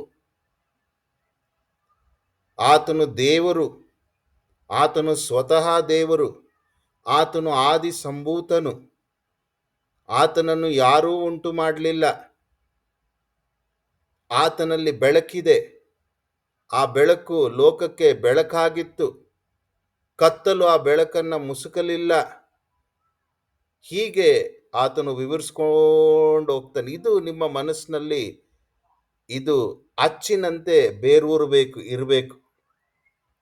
ಇವನು ದೈವತ್ವದಿಂದ ಕೂಡಿರ್ತಕ್ಕಂಥವನು. ಇಂಥವನು ಮನುಷ್ಯನಾಗಿ ಈ ಲೋಕಕ್ಕೆ ಇಳಿದು ಬಂದ. ಇಂಥ ಒಂದು ದೈವತ್ವದಿಂದ ಕೂಡಿರ್ತಕ್ಕಂಥವನು ಲೋಕ ರಕ್ಷಣೆಗೋಸ್ಕರ, ಲೋಕ ಕಲ್ಯಾಣಕ್ಕೋಸ್ಕರ ಆತನು ಯಜ್ಞವಾಗಿ ಆತನು ಜನಿಸಿದನು. ಅಂಥ ದೈವತ್ವದಲ್ಲಿ ಇರ್ತಕ್ಕಂಥ ಬೇರೆ ಲೋಕಕ್ಕೆ ಸಂಬಂಧಪಟ್ಟಂತ ಆ ವ್ಯಕ್ತಿತ್ವದಲ್ಲಿದ್ದಂಥ ಸೃಷ್ಟಿಕರ್ತನಾದಂಥ ದೇವರು ತಾನು ಉಂಟು ಮಾಡಿದಂಥ ಮನುಷ್ಯನನ್ನ ರಕ್ಷಿಸುವುದಕ್ಕೋಸ್ಕರ ಭೂಲೋಕಕ್ಕೆ ಇಳಿದು ಬಂದು ಯಜ್ಞಕ್ಕೆ ಆತನು ತನ್ನನ್ನು ತಾನು ಸಿದ್ಧಪಡಿಸಿಕೊಂಡು he took birth on this earth to be a sacrifice. His birth meant a great meaning. He was born to die for our sins. ಆತನು ಹುಟ್ಟಿದ್ದೇ ನಮ್ಮ ಪಾಪಗಳಿಗೋಸ್ಕರ, ನಮ್ಮನ್ನು ರಕ್ಷಿಸುವುದಕ್ಕೋಸ್ಕರ ಹುಟ್ಟಿದ್ದು. ಅಂಥ ದೈವಾತ್ಮ ವಂಶನಾಗಿ ಆ ಅಂಶದಿಂದ ಹುಟ್ಟಿದಂಥವನು. ಅಗೋ ಯಜ್ಞಕ್ಕೆ ದೇವರು ನೇಮಿಸಿದ ಕುರಿ.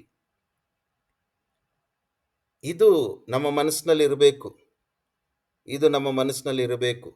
ಜೆಹೋವ ವಿಟ್ನೆಸ್ ಅವರನ್ನ ನೀವು ಮಾತನಾಡಿಸುವಾಗ, ಯಾರೇ ಆಗಲಿ, ಅಂಕಲ್ ಶಿಷ್ಯರಾದಂಥವ್ರು, ಆಂಟಿ ಶಿಷ್ಯರಾದಂಥವ್ರು, ನಿಮ್ಮ ಒಂದು ಸಂಪರ್ಕಕ್ಕೆ ಯಾರಾದರೂ ಜೆಹೋವ ವಿಟ್ನೆಸ್ ಅವರು ಬಂದಾಗ ಅವರು ನಿಮ್ಮನ್ನ ಹಿಡ್ಕೊಂಡು ಅಲ್ಲಾಡಿಸುವಂಥದ್ದೇ. ಯೋಹಾನನು ಬರೆದ ಸುವಾರ್ತೆ ಪುಸ್ತಕವನ್ನು ಹಿಡ್ಕೊಂಡು ನಿಮ್ಮನ್ನ ಜಾಡಿಸಿ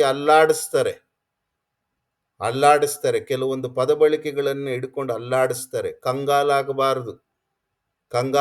ಅದಕ್ಕೋಸ್ಕರ ಅಂಕಲ್ ಆಂಟಿ ಶಿಷ್ಯರಾದಂಥ ನಾನು ಮತ್ತು ನೀವು ಯೋಹಾನು ಬರೆದ ಸುವಾರ್ತೆಯನ್ನ ಆಗಾಗ್ಗೆ ಮೇಲಿಂದ ಮೇಲೆ ಓದ್ತಾ ಆತನ ದೈವತ್ವವನ್ನ ನಾವು ಬಹಳಷ್ಟು ಗ್ರಹಿಸ್ಕೊಳ್ಳಿಕ್ಕೆ ಪ್ರಯತ್ನಿಸಬೇಕು. ಇದು ಹಿನ್ನೆಲೆ. ಆ ಪ್ರವಾದನೆ, ಯೆಹೆಜ್ಕೇಲ ಪುಸ್ತಕದಲ್ಲಿದ್ದಂಥ ಪ್ರವಾದನೆಯನ್ನ ನೆರವೇರಿಸುವಂಥ 4 ಸುವಾರ್ತೆಗಳು. 3 synoptic gospels and 1 divine gospel which talks about divinity of Lord Jesus Christ.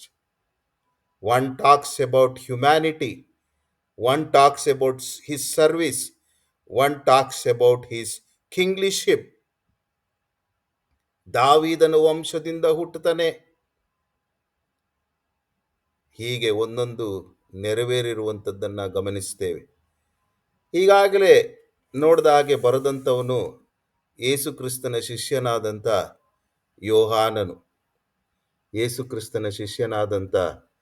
ಯೋಹಾನನು. ಇವನ ಅಣ್ಣ ಯಾಕೋಬ. ಯೇಸು ಕ್ರಿಸ್ತನು 12 ಜನರಲ್ಲಿ ಮೊಟ್ಟ ಮೊದಲನೇದಾಗಿ ಶಿಷ್ಯರನ್ನಾಗಿ ಮಾಡಿಕೊಂಡಂಥದ್ದು ಪೇತ್ರ ಹಾಗೂ ಆಂದ್ರೇಯ ಹಾಗೂ ಯಾಕೋಬ ಮತ್ತು ಯೋಹಾನ. Out of 12 disciples there are 3 brothers, 3 pairs of brothers. ಅಣ್ಣ ತಮ್ಮಂದ್ರು ಇಬ್ಬಿಬ್ರು ಇದ್ದಾರೆ, 6 ಜನರು. 6 ಜನರು. ಏನೇ ಇರಲಿ ಅದು ಬಹಳ ಮಹತ್ವದಿಂದ ಕೂಡಿರ್ತಕ್ಕಂಥದ್ದಲ್ಲ. ಸುಮ್ಮನೆ ನೆನಪಿಟ್ಕೊಳ್ಳಿಕ್ಕೆ ನಿಮಗೆ ಸಹಾಯವಾಗುವಂಥ ರೀತಿಯಲ್ಲಿ. ಹಾಗೆ ಜೆಬೆದಾಯನ ಮಕ್ಕಳಾದ ಯಾಕೋಬ ಹಾಗೂ ಯೋಹಾನ. ಯಾಕೋಬನು ಅಣ್ಣನು, ಯೋಹಾನನು ತಮ್ಮನು. ಪೇತ್ರನು ಅಣ್ಣನು, ಆಂದ್ರೆಯನು ತಮ್ಮನು. ಹೀಗೆ ಇವನು ಬಹಳ ಚಿಕ್ಕವನು. ಯೋಹಾನನು 12 ಜನ ಶಿಷ್ಯರಲ್ಲಿ ಗಮನಿಸುವಾಗ he is the youngest disciple. ಹದಿಹರೆಯದ ಪ್ರಾಯದವನು. ಅದಕ್ಕೋಸ್ಕರ ಯೇಸುವಿಗೆ ಬಹಳ ಪ್ರಿಯನಾದಂಥ ಶಿಷ್ಯ. ಯಾವಾಗಲೂ ಯೇಸು ಕ್ರಿಸ್ತನ ಎದೆಗೆ ಆತನು ಒರಗಿಕೊಂಡಿರ್ತಿದ್ದ. ಯಾಕಂದರೆ ಯೇಸು ಕ್ರಿಸ್ತನು ಜೆಬೆದಾಯನನ್ನು ಅವನ ಮಕ್ಕಳನ್ನು ಕರೆದ ತಕ್ಷಣ ಇವರಿಬ್ಬರು ಎಲ್ಲವನ್ನು ಬಿಟ್ಟು ಬಂದ್ಬಿಟ್ರು. ನಾವು ನಮ್ಮ ದರ್ಶನದಲ್ಲಿ ನೀವೇನೋ ಬಿಟ್ಟು ಬರಬೇಡ್ರಿ, ಎಲ್ಲ ಇಟ್ಕೊಳ್ರಿ ಅಂತೀವಿ ಸುವಾರ್ತೆಗೋಸ್ಕರ. ಆಗ ಗಮನಿಸುವಾಗ ಯೇಸು ಕ್ರಿಸ್ತನು ಕರೆದ ತಕ್ಷಣ ತಮ್ಮ ತಂದೆ ತಾಯಿ ಮನೆ ಎಲ್ಲವನ್ನ ಬಿಟ್ಟು ಆತನ ಹಿಂದೆ ಬಂದ್ಬಿಟ್ರು. ಅವತ್ತು ಮನೆ ಬಿಟ್ಟಂಥದ್ದು ಸಾಯೋವರೆಗೂ ಹೋಗಲಿಲ್ಲ ಅವರು. ಅದು ಆಗಿನ ಪರಿಸ್ಥಿತಿ. ಆಗ ದೇವರ ಕರೆ ಆಗಿತ್ತು, ಅದಕ್ಕೆ ಅವರು ವಿಧೇಯರಾದರು. ಹಾಗೆ ನಾವು ಮಾಡಬೇಕು ಎಂಬುದಾಗಿಲ್ಲ. ಆದರೆ ನಮ್ಮ ಹೃದಯ ಅಂಥ ಒಂದು ಪ್ರತಿಷ್ಠೆಗೆ ಬಡಿಬೇಕು. ನಮ್ಮ ಹೃದಯದ ಮಿಡಿತ ಅಂಥ ಒಂದು ದೇವರ ಕರೆಗೆ ನಮ್ಮ ಜೀವನಗಳನ್ನು ಒಪ್ಪಿಸಿಕೊಡುವಂಥ ರೀತಿಯಲ್ಲಿ ಸಿದ್ಧವಿರಬೇಕು. ಏನೇ ಆಗಲಿ. ಪ್ರಿಯ ಶಿಷ್ಯನು ಇವನು. ಬರೆದಂಥ ದಿನಾಂಕ, ಯೋಹಾನನು ಬರೆದ ಸುವಾರ್ತೆಯನ್ನು ಬರೆದಂಥ ದಿನಾಂಕ ಸುಮಾರು 80ರಿಂದ 95 ಇಸ್ವಿ ಆ ಅಂತರದಲ್ಲಿ ಬರೆದಿದೆ ಅನ್ನುವಂಥದ್ದು ಅನೇಕ ಹಿಸ್ಟಾರಿಯನ್ಸ್, ಇತಿಹಾಸ ತಜ್ಞರಿಂದ ಹೇಳಲ್ಪಟ್ಟಿದೆ. ಬರೆದಂಥ ಸ್ಥಳ ಎಫೆಸಸ್. ಆತನು ಎಫೆಸಸ್ ಅನ್ನುವಂಥ ಸ್ಥಳದಲ್ಲಿದ್ದಾಗ ಇದನ್ನು ಬರೆದಂಥ ಒಂದು ಸುವಾರ್ತೆ. ಇನ್ನು ಕೆಲವರು ಇಲ್ಲ ಇದು 80ರಿಂದ 95ರಲ್ಲಿ ಬರೆದಿಲ್ಲ, ಇದು ಸುಮಾರು 70ರ ದಶಕದಲ್ಲಿ ಅವಾಗೆ ಬರೆಸಲ್ಪಟ್ಟಿದೆ ಅನ್ನುವಂಥದ್ದು ಇನ್ನೊಬ್ಬರ ಒಂದು ಅಭಿಪ್ರಾಯ. ಅದಕ್ಕೆ ಅವರು ಉಪಯೋಗಿಸಿಕೊಳ್ಳುವಂಥ ಒಂದು ವಚನ ಯೋಹಾನನು ಬರೆದ ಸುವಾರ್ತೆ 5ನೇ ಅಧ್ಯಾಯವನ್ನು ಉಪಯೋಗಿಸ್ಕೊಳ್ತಾರೆ. ಅಲ್ಲೊಂದು ಕೊಳ ಇದೆ. ಹಾಗಾಗಿ ಯೋಹಾನನು ಬರೆಯುವಾಗ ಈ ಭಾಗವನ್ನು ಬರಿಬೇಕಾದ್ರೆ ಇನ್ನೂ ದೇವಾಲಯ ಇತ್ತಲ್ವಾ, ಕೊಳ ಇತ್ತು. 80ರಿಂದ 95ನೇ ಇಸ್ವಿಯಲ್ಲಿ ಬರೆದಿದ್ದಾರೆ ಎಂಬುದಾಗಿ ಹೇಳುವುದಾದರೆ ಅವಾಗ ಯೆರೂಸಲೇಮ್ ದೇವಾಲಯ ಇರಲಿಲ್ಲ. 70ನೇ ಇಸ್ವಿ ಸುಮಾರು 68ರಿಂದ 70ರಲ್ಲೇ ಯೆರೂಸಲೇಮ್ ದೇವಾಲಯ ಕೆಡವಲ್ಪಟ್ಟಿತು. ಯೇಸು ಕ್ರಿಸ್ತನು ಪ್ರವಾದನೆಯನ್ನು ಹೇಳಿದ ಹಾಗೆ 33-34ನೇ ಆ ಕ್ರಿಸ್ತ ಶಕದಲ್ಲಿ ತಾನು ಪ್ರವಾದನ ರೂಪವಾಗಿ ಹೇಳಿದಂಥದ್ದು, ಯೆರೂಸಲೇಮ್ ಪಟ್ಟಣವನ್ನು ಆತನು ಪ್ರವೇಶಿಸ್ತಾ ಇದ್ದಾಗ ಅದರ ಬಾಗಿಲುಗಳನ್ನು ನೋಡಿ ಹೇಳಿದ್ದು, ನೀ ಸಮಾಧಾನಕ್ಕೆ ಬೇಕಾದದ್ದನ್ನ ಈ ಹೊತ್ತೆ ಪಡೆದುಕೊಂಡ್ರೆ ಎಷ್ಟೋ ಒಳ್ಳೆಯದು, ಕಲ್ಲಿನ ಮೇಲೆ ಕಲ್ಲು ನಿಲ್ಲುವುದಿಲ್ಲ. ಆ ಪ್ರವಾದನೆಯನ್ನು ಹೇಳಿದ್ದು 35-36 ವರ್ಷಕ್ಕೆ ಯೆರೂಸಲೇಮ್ ದೇವಾಲಯ ಕ್ಲಾಡಿಯಸ್ ಚಕ್ರವರ್ತಿಯಿಂದ ಅದು ನೆಲಸಮವಾಗಿ ಹೋಗ್ಬಿಡ್ತು. ಈಗ ಒಂದೇ ಒಂದು ವೆಸ್ಟರ್ನ್ ವಾಲ್ ಒಂದೇ ಒಂದಿದೆ. ಸಲ್ಮೋನನು ಕಟ್ಟಿದಂಥ ದೇವಾಲಯದಲ್ಲಿ ಒಂದೇ ಒಂದು ಗೋಡೆ ಇದೆ.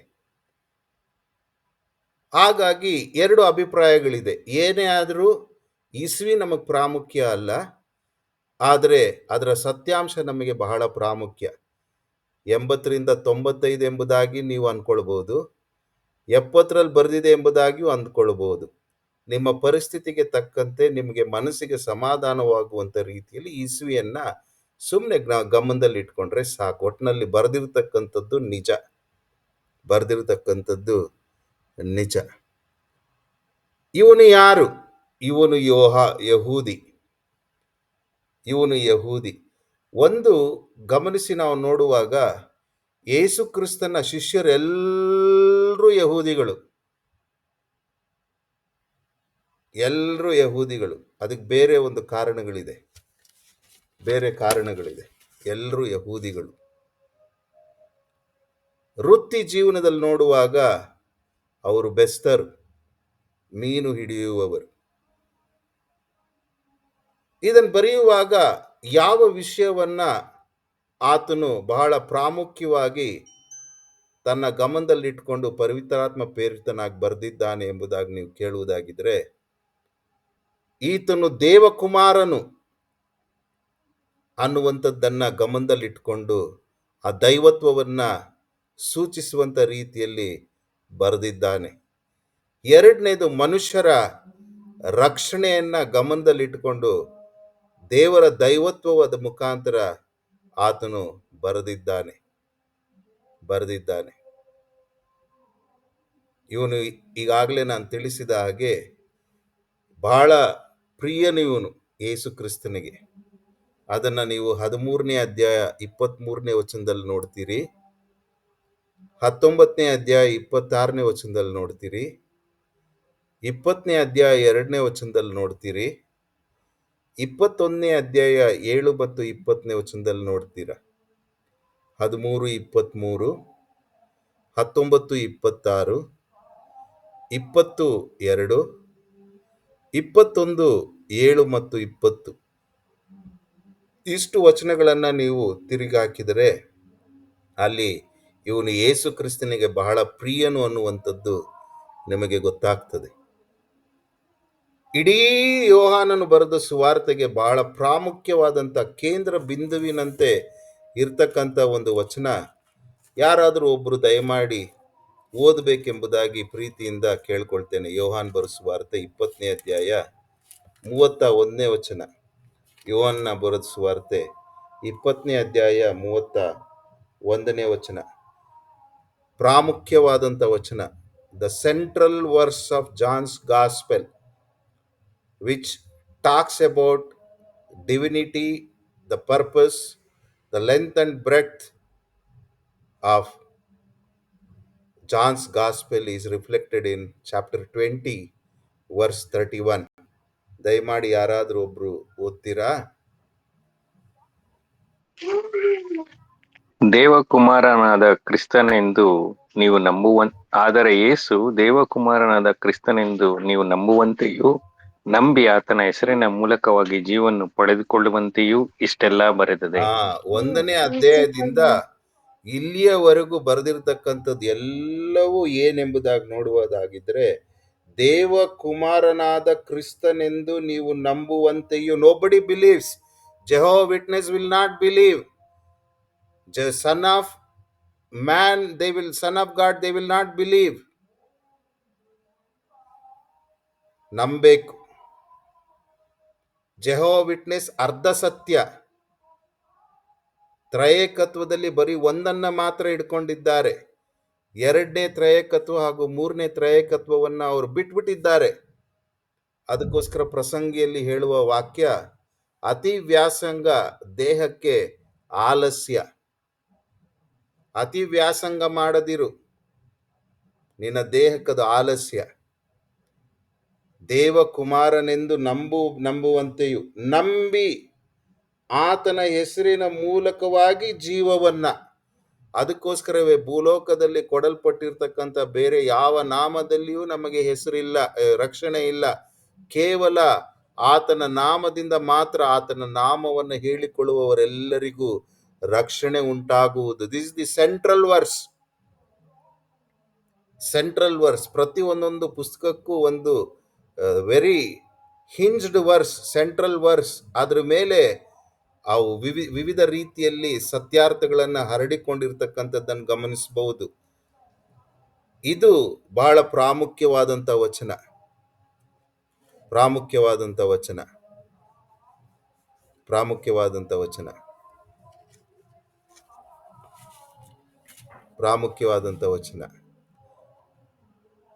ಹಾಗೆ ಮುಂದಕ್ಕೆ ಗಮನಿಸಿ ನೋಡುವುದಾಗಿದ್ರೆ, ಇನ್ನೂ ಸಮಯ ಇದೆಯಾ ನಿಮಗೆ? ಯಾಕಂದ್ರೆ ನೀವೆಲ್ಲರೂ 10 ನಿಮಿಷ 12 ನಿಮಿಷ ಲೇಟಾಗಿ ಜಾಯ್ನ್ ಆದ್ರಿ. ಅಷ್ಟು ನಾನು ತೆಗೆದುಕೊಳ್ಬಹುದಾ? ಇನ್ನು 10 ನಿಮಿಷ ಇದೆ. ಅಲ್ಲಪ್ಪ, ಕರೆಕ್ಟ್ ಟೈಮ್ ಪ್ರಕಾರ ಮುಗಿಸ್. ಯಾಕಂದ್ರೆ ಸಾಮಾನ್ಯ ಹ್ಯೂಮನ್ ಸೈಕಾಲಜಿಯಲ್ಲಿ ಮುಗಿಸುವಾಗ ನಾವೇನ್ ಮಾಡಬೇಕು?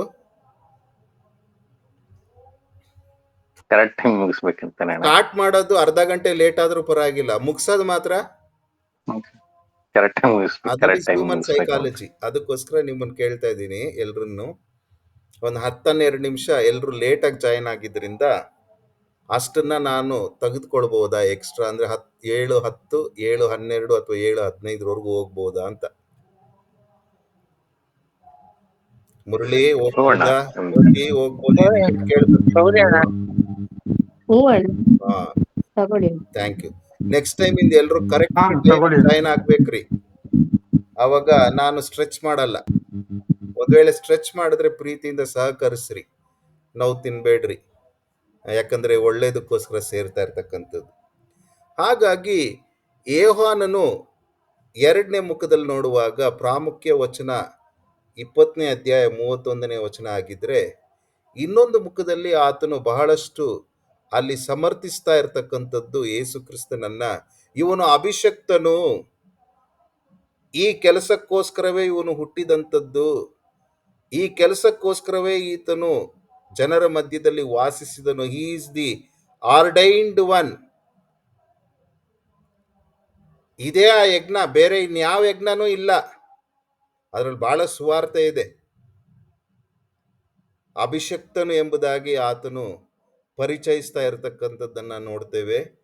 ಈತನು ಆದಿಯಿಂದಲೂ ಇದ್ದನು, ಅವನು ದೇವರು ಅನ್ನುವಂಥ ದೈವತ್ವವನ್ನ ಆತನು ಸೂಚಿಸ್ತಾ ಇದ್ದಾನೆ ಎಂಬುದಾಗಿ ನೋಡ್ತೇವೆ. ಹಾಗೂ ಈತನು ದೇವರ ಮಗನು ಎಂಬುದಾಗಿ ಆತನು ಪರಿಚಯಿಸಿ ನಮಗೆ ಅರ್ಥೈಸುವಂಥದ್ದನ್ನ ಗಮನಿಸ್ತೇವೆ.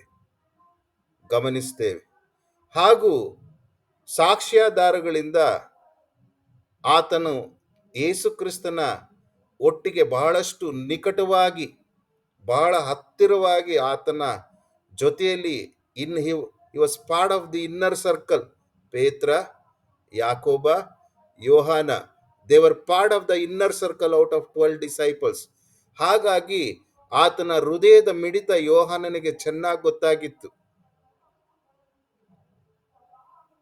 ಅದಕ್ಕೋಸ್ಕರವೇ ನೀವು ಕೂಡ ಗಮನಿಸಬಹುದು, ಅಂಕಲ್ ಯಾರು ಬಹಳಷ್ಟು ಹೆಚ್ಚು ಸಮಯವನ್ನು ಕಳೆದಿದ್ದಾರೋ, ಆಂಟಿ ಒಟ್ಟಿಗೆ ಹೆಣ್ಣು ಮಕ್ಕಳು ಯಾರು ಹೆಚ್ಚು ಸಮಯವನ್ನು ಕಳೆದಿದ್ದಾರೋ, ಅವರ ಭಾಷೆ, ಅವರ ನಡವಳಿಕೆ, ಅವರು ಪ್ರೀತಿಸುವಂಥದ್ದು, ಅವರು ಕ್ಷಮಿಸುವಂಥದ್ದು, ಕ್ಷಮಾಪಣೆ ಕೇಳುವಂಥದ್ದು, ತಗ್ಗಿಸಿಕೊಳ್ಳುವಂಥದ್ದು, ಸೈರಣೆಯಿಂದ ಇರುವಂಥದ್ದು, ದೀರ್ಘ ಶಾಂತಿಯಿಂದ ಇರುವಂಥದ್ದು, ಪ್ರತಿಯೊಂದನ್ನು ಬಹಳಷ್ಟು ಸೂಕ್ಷ್ಮವಾಗಿ ಆಲೋಚಿಸಿ ಗಮನಿಸಿ, ಪ್ರತಿಯೊಂದಕ್ಕೂ ಕೊಡಬೇಕಾದಂಥ ಬೆಲೆ, ಪ್ರತಿಯೊಂದಕ್ಕೂ ಕೊಡಬೇಕಾದಂಥ ಅದಕ್ಕೆ ಗೌರವ, ಪ್ರತಿಯೊಂದಕ್ಕೂ ಕೊಡಬೇಕಾದಂಥ ಅದಕ್ಕೊಂದು ತಕ್ಕ ಸ್ಥಾನ, ಇವುಗಳನ್ನ ಅದು ಅವರ ಒಟ್ಟಿಗೆ ಇದ್ದಂಥ ಅನುಯಾಯಿಗಳ ಜೀವಿತದಲ್ಲಿ ನಾವು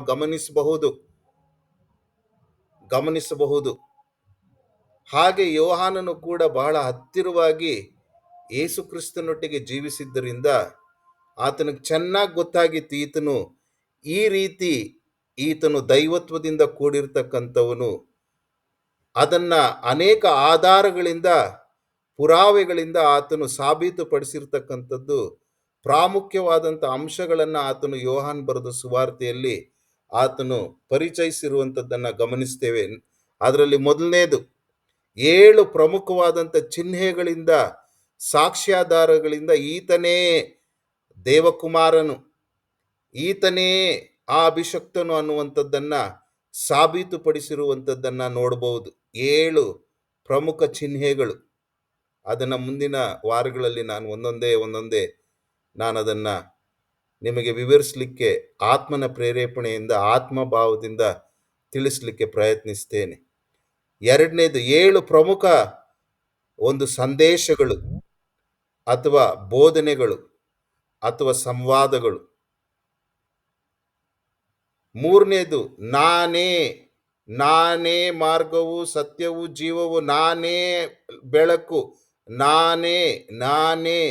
ನಾನೇ ಬೆರಗುಗೊಳಿಸುವಂತ ಅಂತ ಒಂದು ನಾನೇ ಅನ್ನುವಂತ 7 ವಿಷಯಗಳಿಂದ ಈತನು ದೈವತ್ವದಿಂದ ಕೂಡಿರ್ತಕ್ಕಂಥವನು ಅನ್ನುವಂಥದ್ದನ್ನ ಸಾಬೀತುಪಡಿಸುತ್ತಾ ಇರುವಂಥದ್ದನ್ನ ನೋಡಬಹುದು.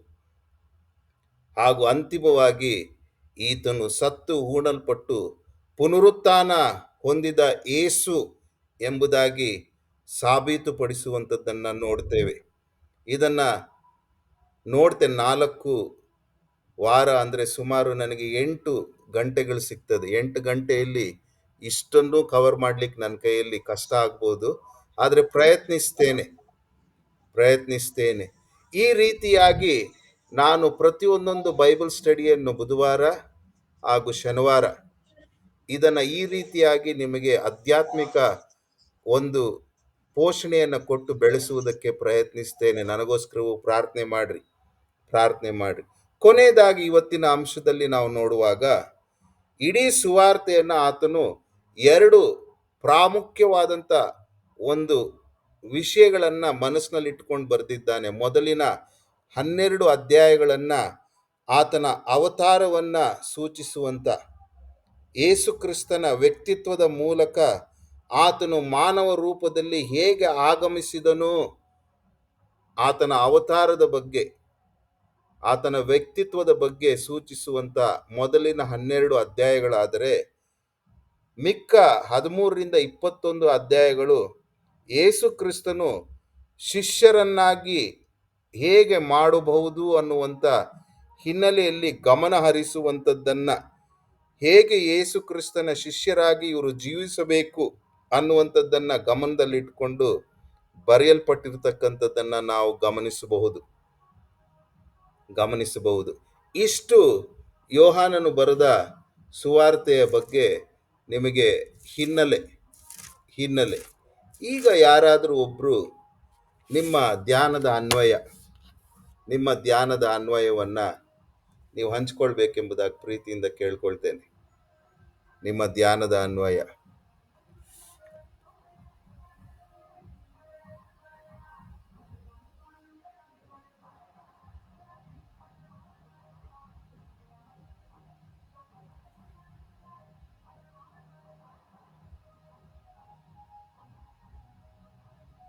ಇವತ್ತು ಯೋಹಾನ ಬರೆದ ಸುವಾರ್ತೆ 1ನೇ ಅಧ್ಯಾಯ 1ರಿಂದ 28 ವಚನಗಳು ಕಾರ್ಡ್ ಪ್ರಕಾರ ಇದೆ.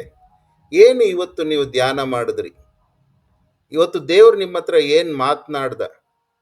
ಇವತ್ತು ದೇವ್ರು ನಿಮಗೆ ಹೇಗೆ ಕಾಣಿಸ್ಕೊಂಡ? ಇವತ್ತು ದೇವ್ರು ನಿಮಗೆ ಹೇಗೆ, ಯಾವ ರೀತಿಯಲ್ಲಿ ನಿಮಗೆ ಹೊಸ ಸತ್ಯಗಳನ್ನು ತಿಳಿಸ್ದ? ಯಾವ ಮಾದರಿಯನ್ನು ಪರಿಪಾಲಿಸಬೇಕೆಂಬುದಾಗಿ ತಿಳಿಸ್ದ? ಯಾವ ಪಾಪವನ್ನು ಬಿಟ್ಟು ಬಿಡಬೇಕೆಂಬುದಾಗಿ ತಿಳಿಸ್ದ? ಯಾವ ಗುಣಲಕ್ಷಣಗಳು, ವ್ಯಕ್ತಿತ್ವ ದೇವರು ಹೀಗೆ ಎಂಬುದಾಗಿ ತಿಳಿಸ್ತಾ ಅನ್ನುವಂಥದ್ದನ್ನು ನೀವು ಹಂಚಿಕೊಳ್ಳ್ರಿ. ನೀವು ಧ್ಯಾನ ಮಾಡಿದಂಥದ್ದು ಕೇವಲ ಜ್ಞಾನದಿಂದ ಧ್ಯಾನ ಮಾಡಿ ಅದು ಜೀವವಾಗದೇ ಇದ್ರೆ, ಆತ್ಮವಾಗದೇ ಇದ್ರೆ ನಿಮ್ಮ ತಲೆ ಬೆಳೀತದೆ ಹೊರತು ನಿಮ್ಮ ಹೃದಯ ಬೆಳೆಯೋದಿಲ್ಲ. ಧ್ಯಾನ ಯಾಕೆ ಬೇಕು? Why we need quiet time? Why we need to do quiet time? Not to make our head big like a rock, but to enlarge our heart so that I may become Christ-like. ಯಾಕೆ ಧ್ಯಾನ ಬೇಕು? ನನ್ನ ಜೀವನ ನೆನ್ನೆ ಹೀಗಿತ್ತು, ಇವತ್ತು ಈ ರೀತಿ ಆಗಬೇಕು, ನಾಳೆ ಇನ್ನೂ ಚಂದ ಆಗಬೇಕು. ಹೀಗೆ ಆಗ್ತಾ ಆಗ್ತಾ ಆಗ್ತಾ ಯೇಸು ಕ್ರಿಸ್ತನು ಬರುವ ತನಕ ಇವತ್ತಿದ್ದ ಸಾರೂಪ್ಯ ನಾಳೆ ಇನ್ನಷ್ಟು ಹೆಚ್ಚುವಂತೆ, ಸಾರೂಪ್ಯದಿಂದ ಸಾರೂಪ್ಯಕ್ಕೆ, ಪ್ರಭಾವದಿಂದ ಅಧಿಕ ಪ್ರಭಾವಕ್ಕೆ ದಾಟಿ ಹೋಗುವುದಕ್ಕೆ ಧ್ಯಾನ. Not for increasing your head knowledge. ಜ್ಞಾನ ಒಬ್ಬ ಮನುಷ್ಯನನ್ನು ಉಬ್ಬಿಸ್ತದೆ, ಪ್ರೀತಿ ಭಕ್ತಿ ವೃದ್ಧಿಯನ್ನುಂಟು ಮಾಡ್ತದೆ. ನಾನು ಪ್ರತಿ ದಿವಸ ಧ್ಯಾನ ಮಾಡ್ತಾ ಇದ್ದೇನೆ, ಅನ್ವಯಗಳನ್ನು ಮಾಡ್ಕೊಳ್ತಾ ಇದ್ದೇನೆ ಅಂದರೆ ಒಬ್ಬ ಮನುಷ್ಯನು ಇನ್ನೊಬ್ಬ ಮನುಷ್ಯನೊಟ್ಟಿಗೆ ಒಂದಾಗ್ತಾನೆ, ಒಬ್ಬ ಮನುಷ್ಯನು ಇನ್ನೊಬ್ಬ ಮನುಷ್ಯನೊಟ್ಟಿಗೆ ಸಂಧಾನವಾಗ್ತಾನೆ, ಒಬ್ಬ ಮನುಷ್ಯನು ಇನ್ನೊಬ್ಬ ಮನುಷ್ಯನೊಟ್ಟಿಗೆ ಕ್ಷಮಾಪಣೆಯನ್ನು ಯಾಚಿಸ್ತಾನೆ, ಕ್ಷಮಾಪಣೆಯನ್ನು ಕೊಡುವಂಥವನಾಗಿರ್ತಾನೆ. ಧ್ಯಾನ ಮಾಡುತ್ತಾ ಇರುವುದಾಗಿದ್ದರೆ ಮಾಡಿ ನಾನು ಅನ್ವಯಗಳನ್ನು ತೆಗೆಯೋದು ಸುಲಭ. ಪ್ರಾಮುಖ್ಯವಾದಂಥ ವಚನ, ಪ್ರಾಮುಖ್ಯವಾದಂಥ ಪದ, ಇದು ಅನುಸರಿಸಬೇಕಾದ ಮಾದರಿ, ಇದು ದೇವರ ವಾಗ್ದಾನ, ಇದು ಅದು ಟಸ್ಸ ಪುಸ್ಸ ಎಲ್ಲ ಮಾಡ್ತೀವಿ. But if it is not getting transformed into spirit, it does not produce life. It remains as knowledge. Yohan ಬರೋ ಸುವಾರ್ತೆ ನೀವು ಮುಂದಿನ ದಿವಸಗಳಲ್ಲಿ ಅದನ್ನೇ 6ನೇ ಅಧ್ಯಾಯ 63ನೇ ವಚನದಲ್ಲಿ ನೋಡ್ತೀರಿ. ಬದುಕಿಸುವಂಥದ್ದು ಆತ್ಮವೇ. Why relationships suffer these days? Why church suffers these days? Why many servants of God like me are suffering like this? Because it is not getting transformed into spirit. ಅನೇಕ ಬಾರಿ ನಾವು ಒಂದಾಗುವುದಕ್ಕೂ, ಸಂಧಾನವಾಗುವುದಕ್ಕೂ, ಕ್ಷಮಿಸುವುದಕ್ಕೂ, ಪ್ರತಿಯೊಂದೊಂದಕ್ಕೂ ನಾವು ಹೆಜ್ಜೆ ಹಾಕಿದಾಗಲೂ ಇನ್ನೊಂದು ಕಡೆಯಿಂದ ನಮಗೆ ಆ ಪ್ರತಿಕ್ರಿಯೆ ಬರದೇ ಇದ್ದಾಗ ನಿಸ್ಸಹಾಯಕರಾಗಿ ಹೋಗ್ತೇವೆ. But our heart should beat for that. Yesu ಕ್ರಿಸ್ತನ ಮಗನು ಮಗಳು ನಾವಾಗಿರುವುದರಿಂದ ನಮ್ಮ ನಂಬಿಕೆಗೆ ಅದೇ ಆಧಾರ. ಇವತ್ತು ನಮ್ಮ ನಿರೀಕ್ಷೆಗೆ ಅದೇ ಆಧಾರ. ಏನು? ಸಂಧಾನ. ಸೊ ಹಾಗಾಗಿ ಧ್ಯಾನ ಯಾಕೆ ಎಂಬುದಾಗಿ ಕೇಳುವಾಗ, it is for the daily and continuous transformation of each believer's life. ಇಲ್ಲ ಅಂದ್ರೆ ನೀವು ಮಾಡೋದು ವೇಸ್ಟ್. ನೆನ್ನೆ ಇದ್ದಾಗೆ ಜೀವನ ಇವತ್ತು ಹಾಗೆ ಇದೆ, ನಾಳೆನೂ ಹಾಗೆ ಇರುತ್ತೆ. Waste. Vanities of vanities. Waste. You are wasting your time. ಅದ್ರ ಬದಲು ಹೋಗಿ ಇನ್ನೊಂದು ಎಕ್ಸ್ಟ್ರಾ 1 hour ದುಡಿದು ದುಡ್ಡು ಸಂಪಾದಿಸ್ರಿ. ಲೋಕದಲ್ಲಾದ್ರೂ ಚೆನ್ನಾಗಾಗ್ತೀರಾ. If you are doing quiet time, it should bring transformation in my life and in your lifes. ಹಾಗಾಗಿ ಈ ಹಿನ್ನೆಲೆಯಲ್ಲಿ ಇವತ್ತು ನಿಮ್ಮ ಧ್ಯಾನ ಯಾರಾದರೂ ಒಬ್ರು ಇವತ್ತು ಮಾದರಿ, ಇವತ್ತು ಏನು ಬಿಟ್ಟು ಬಿಡಬೇಕಾದ ಪಾಪ, ಏನು ಒಂದು ವಾಗ್ದಾನ ಸಿಕ್ತು, ಏನು ಒಂದು ಸತ್ಯ, ಏನೊಂದು ದೇವರ ವ್ಯಕ್ತಿತ್ವ, ದೇವರು ಯಾರು ಅನ್ನುವಂಥದ್ದು ಏನು ನೀವು ಇವತ್ತು ಅನ್ವಯ ಮಾಡಿಕೊಂಡ್ರಿ ಅನ್ನುವಂಥದ್ದು ಹಂಚಿಕೊಳ್ಳ್ರಿ ಅನ್ನುವಂಥದ್ದು ನಿಮ್ಮನ್ನು ಕೇಳಿ ಇನ್ನಷ್ಟು ಸ್ವಲ್ಪ ಹುರಿದುಂಬಿಸಿದೆ ಅಷ್ಟೇ, ಇನ್ನೇನಿಲ್ಲ. ದೇವ್ರು ನಿಮ್ಮನ್ನು ನಡೆಸಲಿ. ಯಾರಿಗಾದ್ರೂ ಹೇಳ್ಕೊಡ್ಬೇಕು ಅಂತ ಆಶೆ ಇದೆಯಾ ನಿಮ್ಮ ಧ್ಯಾನವನ್ನ?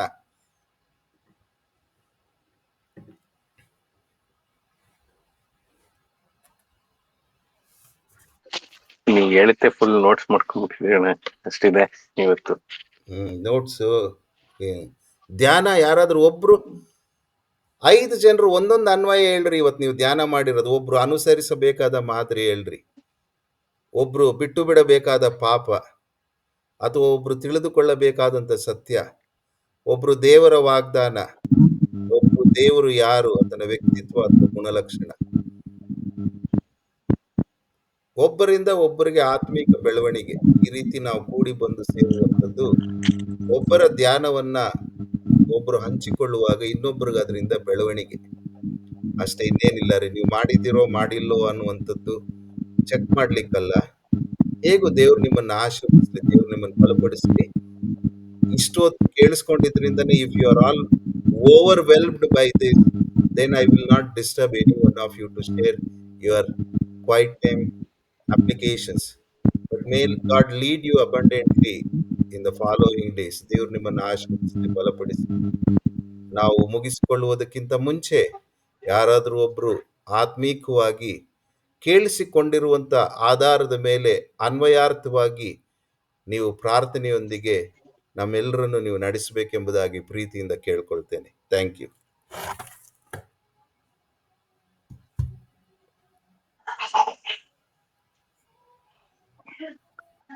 ರಂಗನಾಥ್ ಪ್ರೇಯರ್ ಮಾಡ್ತೀಯಾ? ಮಾಡ್ಲಾ ನಾನು?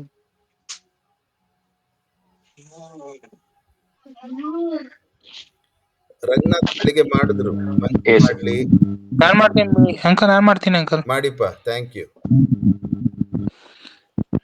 ಪರಲೋಕದಲ್ಲಿ ತಂದೆಯೇ ಸ್ವಾಮಿ, ಈ ಸಮಯವನ್ನು ಕೊಟ್ಟಿದ್ದಕ್ಕಾಗಿ ಸ್ತೋತ್ರ ಸಲ್ಲಿಸ್ತೇನೆ ಸ್ವಾಮಿ. ಈ ಯೋಹಾನ ಒಂದು ಚಾಪ್ಟರ್ ಅಲ್ಲಿ ಧ್ಯಾನ ಮಾಡಿದಾಗ ಸ್ವಾಮಿ ಅಂಕಲ್ ಹೇಳ್ಕೊಟ್ಟಾಗ ಕೊಟ್ಟಿರೋ ಪ್ರಕಾರ ಸ್ವಾಮಿ ಯೋಹಾನ 20:31 ಹೇಳುವಾಗ ಸ್ವಾಮಿ, ಯಾರು ಯೇಸು ಕ್ರಿಸ್ತನ ದೇವಕುಮಾರನೆಂದು ದೇವಕುಮಾರನಾಗಿರೋ ಕ್ರಿಸ್ತನೆಂದು ನಂಬ್ತಾರೋ ಅವರು ನಿತ್ಯ ಜೀವ ಸಿಗ್ತದೆ ಅಂತ ಹೇಳಿದ್ಯಾ ಸ್ವಾಮಿ. ಅದಕ್ಕಾಗಿ ಸ್ತೋತ್ರ ಸ್ವಾಮಿ. ಕರ್ತನೆ, ಮತ್ತಾಯ, ಮಾರ್ಕ, ಲೂಕ ಮತ್ತು ಯೋಹಾನ ಮಾಡಿದಾಗ ಎಜ್ಕೇಲ ಓದು ಧ್ಯಾನ ಸ್ವಾಮಿ ಕರ್ತನೆ, ಹಸು, ಎತ್ತು, ಈಗಲು ಒಂದು ಸಿಂಹ, ಮನುಷ್ಯ ಎಂಬ 4 ಒಂದು ಸಿಂಬಲ್ಸ್ ಕೊಟ್ಟಿದೆಯಾ ಸ್ವಾಮಿ. ಈ ಸತ್ಯವನ್ನು ತಿಳಿಸಿದ್ದಕ್ಕಾಗಿ ಸ್ತೋತ್ರ ಸ್ವಾಮಿ. ಕರ್ತನೆ, ದೇವರು ನರವತಾರ ಎತ್ತಿ ನಮ್ಮ ಮಧ್ಯದಲ್ಲಿ ವಾಸ ಮಾಡಿದ ಎಂಬುದು ವಾಗ್ದಾನ ಮಾಡಿದ್ಯಾ, ಅದಕ್ಕೆ ವಾಗ್ದಾನ ನೆರವೇರಿಸಿದ್ಯಾ, ಅದಕ್ಕಾಗಿ ಸ್ತೋತ್ರ ಸ್ವಾಮಿ. ಕರ್ತನೆ, ನೋಡುವಾಗ ಆದಿಯಲ್ಲಿ ನೀನು ಸ್ವಾಮಿ ಶಬ್ದವಾಗಿ ದೇವರ ಶಬ್ದವಾಗಿದ್ದೀಯ ಸ್ವಾಮಿ. ಸೃಷ್ಟಿಯನ್ನು ಮಾಡಿದೆ ಎನ್ನುವುದ 3ನೇ ವಚನದಲ್ಲಿ ಹೇಳುವಾಗ ಸ್ವಾಮಿ, ಕರ್ತನೆ, ನೀನು ಲೋಕವನ್ನು ಉಂಟು ಮಾಡಿದೆ ಸ್ವಾಮಿ. ನಿನ್ನ ಮುಖಾಂತರವಾಗಿ ದೇವರು ಕ್ರಿಸ್ತನ ಮುಖಾಂತರವಾಗಿ ಎಲ್ಲವನ್ನು ಉಂಟು ಮಾಡಿದ ಸತ್ಯವನ್ನು ತಿಳಿಸ್ಕೊಟ್ಟಿದೆಯಾ, ಅದಕ್ಕಾಗಿ ಸ್ತೋತ್ರ ಸ್ವಾಮಿ. ಕ್ರಿಸ್ತನಿಲ್ಲದೆ ಸ್ವಾಮಿ ತಂದೆ ಏನೂ ಮಾಡಲಿಲ್ಲ ಅನ್ನುವಂಥ ಸತ್ಯವನ್ನು ತಿಳಿಸಿದೆಯಾ, ಅದಕ್ಕಾಗಿ ಸ್ತೋತ್ರ ಸ್ವಾಮಿ. ಕರ್ತನೆ, ನಾವು ಸಾಕ್ಷಿ ಮಕ್ಕಳಾಗಿ ಜೀವಿಸುವಂತೆ ಹೇಗೆ ಯೋಹಾನನಿಗೆ ಫರಿಸಾಯರು ಒಂದು ಪ್ರಶ್ನೆ ಹಾಕುವಾಗ ಸ್ವಾಮಿ, ನೀನು ಕ್ರಿಸ್ತನೋ ಪ್ರವಾದಿಯೋ ಹೇಳು ಅಂತ ಹೇಳಿದಾಗ ನಾನು ಅಲ್ಲ ಅಂತ ಹೇಳ್ದ ಸ್ವಾಮಿ. ಕರ್ತನೆ, ನಾವು ಕೂಡ ಸ್ವಾಮಿ ಆ ಒಂದು ಒಪ್ಪುಕೊಳ್ಳುವಂತದ್ದಾಗಿದೆ ಸ್ವಾಮಿ. ಯಾರಾದರೂ ನಮಗೆ ಯೇಸು ಕ್ರಿಸ್ತನು ಏನಾಗಿದ್ದಾನೆ ಎಂದು ಕೇಳುವಾಗ ನಮ್ಮನ್ನು ಸ್ವಾಮಿ ಯೇಸು ಕ್ರಿಸ್ತನು ದೇವರ ಮಗನಾಗಿದ್ದಾನೆಂದು ಒಪ್ಪಿಕೊಳ್ಳುವಂತ ಕೃಪೆ ಕೊಟ್ಟಿದೆಯಾ, ಅದಕ್ಕಾಗಿ ಸ್ತೋತ್ರ ಸ್ವಾಮಿ. ನಮ್ಮನ್ನು ಆಶೀರ್ವದಿಸು ಸ್ವಾಮಿ, ನಿತ್ಯ ಜೀವಕ್ಕೆ ನಡೆಸು ಎಂದು ಯೇಸು ಕ್ರಿಸ್ತನ ಹೆಸರಿನಲ್ಲಿ ಬೇಡಿ ಹೊಂದುತ್ತಿದ್ದೇನೆ. ಆಮೀನ್. ಆಮೇನ್. ಆಮೇಲೆ ಅಮ್ಮ ಜ್ಯೋತಿ, ನೀವು ಪ್ರಾರ್ಥನೆ ಮುಂದುವರಿಸಲಿಕ್ಕೆ ಸಾಧ್ಯನಾ ಅಮ್ಮ? ಹ್ಞೂ ಅಣ್ಣ ಮಾಡ್ತೀನಿ. ಥ್ಯಾಂಕ್ಸ್ ಅಮ್ಮ. ಪರಿಶುದ್ಧನ ಕರ್ತನಾದಂತ ಯೇಸು ಸ್ವಾಮಿ, ಹೌದು ಸ್ವಾಮಿ, ಇವಾಗಿನ ವಿಷಯದಲ್ಲಿ ನಮ್ಗೆ ಸ್ವಾಮಿ ಎಷ್ಟೋ ವಿಷಯಗಳನ್ನ ತಿಳಿಸಿದ್ಯಾ ಸ್ವಾಮಿ. ನಿನ್ನ ಮಕ್ಕಳ ಮುಖಾಂತರ ನಮ್ಗೆ ಸ್ವಾಮಿ ನೀನು ಯಾರಾಗಿದ್ಯಾ, ಮತ್ತಾಯನ ಸುವಾರ್ತೆಯಲ್ಲಿ ನೀನು ಸಿಂಹನಂತೆ ಸ್ವಾಮಿ, ಅರಸನಂತೆ ಆಗಿದ್ದೆ. ಹೌದು ಸ್ವಾಮಿ, ದಾವಿದನ ವಂಶದವನು ನೀನು, ಅರಸನು ಸ್ವಾಮಿ, ಅದಕ್ಕಾಗಿ ಸ್ತೋತ್ರ ಸಲ್ಲಿಸ್ತೇವೆ ಅಪ್ಪ. ಮಾರ್ಕನ ಸುವಾರ್ತೆಯಲ್ಲಿ ಸ್ವಾಮಿ ನೀನು ಯಜ್ಞದ ಕುರಿ ಸ್ವಾಮಿ, ನಮ್ಮ ಪಾಪಗಳನ್ನ ಕ್ಷಮಿಸುವುದಕ್ಕೆ ನೀನೇ ಯಜ್ಞವಾಗಿ ಸ್ವಾಮಿ, ಕುರಿ ಮರಿಯಂತೆ ನಮ್ಗೆ ಯಜ್ಞವಾಗಿ ನಮ್ಮ ಪಾಪಗಳಿಗೆ ಕ್ಷಮಾಪಣೆಯನ್ನ ಕೊಟ್ಟಿದ್ಯಾ, ಅದಕ್ಕಾಗಿ ಸ್ತೋತ್ರ ಸಲ್ಲಿಸ್ತೇನೆ ಸ್ವಾಮಿ. ಲೋಕದ ಸುವಾರ್ತೆಯಲ್ಲಿ ಸ್ವಾಮಿ ಮನುಷ್ಯ ಕುಮಾರನೇ ನೀನು ಸ್ವಾಮಿ, ತಂದೆ ಮಗನು ಸ್ವಾಮಿ, ಮನುಷ್ಯ ಕುಮಾರನು ಅಂತ ಪರಿಚಯ ತಿಳಿಸ್ತಾ ಇದೆಯಾ ಸ್ವಾಮಿ. ಹೌದು ಸ್ವಾಮಿ, ಒಂದೊಂದು ಸುವಾರ್ತೆಯಲ್ಲಿ ಕೂಡ ನೀನ್ ಏನಾಗಿದ್ಯಾ ಅನ್ನೋದು ಸ್ವಾಮಿ ನಿನ್ ಮಕ್ಕಳಿಗೆ ಮೊದಲೇ ನೀನ್ ತಿಳಿಯಪಡಿಸಿ ಸ್ವಾಮಿ ನಮ್ಗೆ ಈಗ್ಲೂ ತಿಳಿಯಪಡಿಸ್ತಾ ಇದೆಯಾ, ಅದಕ್ಕಾಗಿ ಸ್ತೋತ್ರ ಸಲ್ಲಿಸ್ತೇವೆ ಸ್ವಾಮಿ. ಯೆಹೋವನ ಸುವಾರ್ತೆಯಲ್ಲಿ ಸ್ವಾಮಿ ನೀನು ದೈವತ್ವದಿಂದ ಕೂಡಿದ ಕ್ರಿಸ್ತನು, ಪರಲೋಕಕ್ಕೆ ಸಂಬಂಧಪಟ್ಟವನು ಅಂತ ಸ್ವಾಮಿ. ನೀನ್ ನಮ್ಗೆ ಗರುಡ ಪಕ್ಷಿ, ಎಲ್ಲಾ ಪಕ್ಷಿಗಳಿಗಿಂತಲೂ ಮೇಲೆ ಹಾರುವಂತದ್ದು ಅಂದ್ರೆ ಪರಲೋಕಕ್ಕೆ ಸಂಬಂಧಪಟ್ಟಂತ ವಿಷಯಗಳನ್ನ ನಮಗ್ ತಿಳಿಸ್ತಾ ಇದೆ, ಅದಕ್ಕಾಗಿ ಸ್ತೋತ್ರ ಸಲ್ಲಿಸ್ತೇನೆ ಸ್ವಾಮಿ. ಅಪ್ಪ, ಇನ್ನು ಸ್ವಾಮಿ ನಾವು ಹೆಚ್ಚಾಗಿ ನಿನ್ನ ವಾಕ್ಯಗಳನ್ನ ತಿಳ್ಕೊಂಡು ನಿನ್ನ ಸತ್ಯದ ಜ್ಞಾನವನ್ನು ತಿಳ್ಕೊಳ್ಳುವಂತೆ ನಮ್ಗೆ ಸಹಾಯ ಮಾಡಪ್ಪ. ನಮ್ಗೆ ಜ್ಞಾನ ಕೊಡು, ವಿವೇಕವನ್ನು ಕೊಡು ಸ್ವಾಮಿ. ನೀನ್ ನಮ್ಗೆ ಏನ್ ತಿಳಿಯಪಡಿಸ್ತಾ ಇದೆ ಅಂತ ಗ್ರಹಿಸುವಂತ ಜ್ಞಾನ ಕೊಡಪ್ಪ ಅಂತ ಬೇಡ್ತಾ ಇದೀವಿ ಅಪ್ಪ. ಇವತ್ತಿನ ಅಧ್ಯಾಯದಲ್ಲಿ ಸ್ವಾಮಿ ನೀನ್ ಬೆಳಕಾಗಿದ್ಯಾ, ಹೌದು, ನಿನ್ನಲ್ಲಿ ಜೀವವಿದೆ ಸ್ವಾಮಿ, ಹೌದು, ಸಮಸ್ತವೂ ನೀನೇ, ನಿನ್ನಿಂದಲೇ ಉಂಟಾಗಿದೆ ಹೌದು, ಸ್ವಾಮಿ, ನೀನಿಲ್ಲದೆ ಒಂದಾದ್ರೂ ಉಂಟಾಗಿಲ್ಲ ಹೌದು. ಸ್ವಾಮಿ. ಅಪ್ಪ, ಆದಿಯಿಂದಲೇ ಇದ್ದಾತನು ಸ್ವಾಮಿ, ನೀನೇ ವಾಕ್ಯ ಸ್ವಾಮಿ, ಆ ವಾಕ್ಯನೇ ನೀನಾಗಿದ್ಯಾ. ಅದನ್ನ ನಮ್ಗೆ ಪರಿಚಯಿಸುವುದಕ್ಕೆ ಸ್ವಾಮಿ ವಾಕ್ಯದ ಮುಖಾಂತರ ನಮ್ಮೊಟ್ಟಿಗೆ ಮಾತಾಡ್ತೀಯ, ಅದಕ್ಕಾಗಿ ಸ್ತೋತ್ರ ಸ್ವಾಮಿ. ಅಪ್ಪ, ಹೌದು ಸ್ವಾಮಿ, ನಾವು ದಿನಾಗ್ಲೂ ವಾಕ್ಯ ಓದ್ಬೇಕು ತಂದೆ. ಅಪ್ಪ, ಓದೋದ್ರಿಂದ ನೀನ್ ನಮ್ಗೆ ಬೆಳಕನ್ನು ಕೊಡ್ತೀಯ, ನನ್ನಲ್ಲಿರುವಂತ ಕತ್ತಲೆಯನ್ನ ತೆಗೆದಾಕಿ ನನ್ಗೆ ಬೆಳಕನ್ನು ಕೊಡು ದೇವರಾಗಿದ್ದೆ ಸ್ವಾಮಿ. ನನ್ನಲ್ಲಿ ಯಾವ ಕತ್ತಲೆ ಇದೆ ಅಂತ ತೋರ್ಪಡಿಸ್ತೀಯ ಸ್ವಾಮಿ, ನಿನ್ನ ವಾಕ್ಯದ ಮುಖಾಂತರ ನೀನೇ ನಮ್ಮೊಟ್ಟಿಗಿದ್ದು ತಿಳಿಯಪಡಿಸ್ತೀಯ ಸ್ವಾಮಿ. ಹೌದಪ್ಪ, ನೀನ್ ತಿಳಿಯಪಡಿಸಿದಾಗ ನಾವು ಎಚ್ಚೆತ್ಕೊಂಡು ನಮ್ಮಲ್ಲಿರುವಂತ ಕತ್ತಲೆಯನ್ನ ತೆಗೆದಾಕಿ ನಾವು ನಿನ್ನ ವಾಕ್ಯಗಳನ್ನ ತುಂಬಿಸ್ಕೊಳ್ಳೋರಾಗ್ಬೇಕು ಸ್ವಾಮಿ, ಅದ್ರಂತೆ ನಡೆಯೋರಾಗ್ಬೇಕು. ನೀನ್ ಸಹಾಯ ಮಾಡು ಸ್ವಾಮಿ. ನಿನ್ ಹೆಸರಿನಲ್ಲಿ ನಂಬಿಕೆ ಇಟ್ರೆ ಸ್ವಾಮಿ ನಮ್ಗೆ ನಿನ್ ಮಕ್ಕಳಾಗುವಂತ ಅಧಿಕಾರ ಕೊಟ್ಟಿದ್ಯಾ.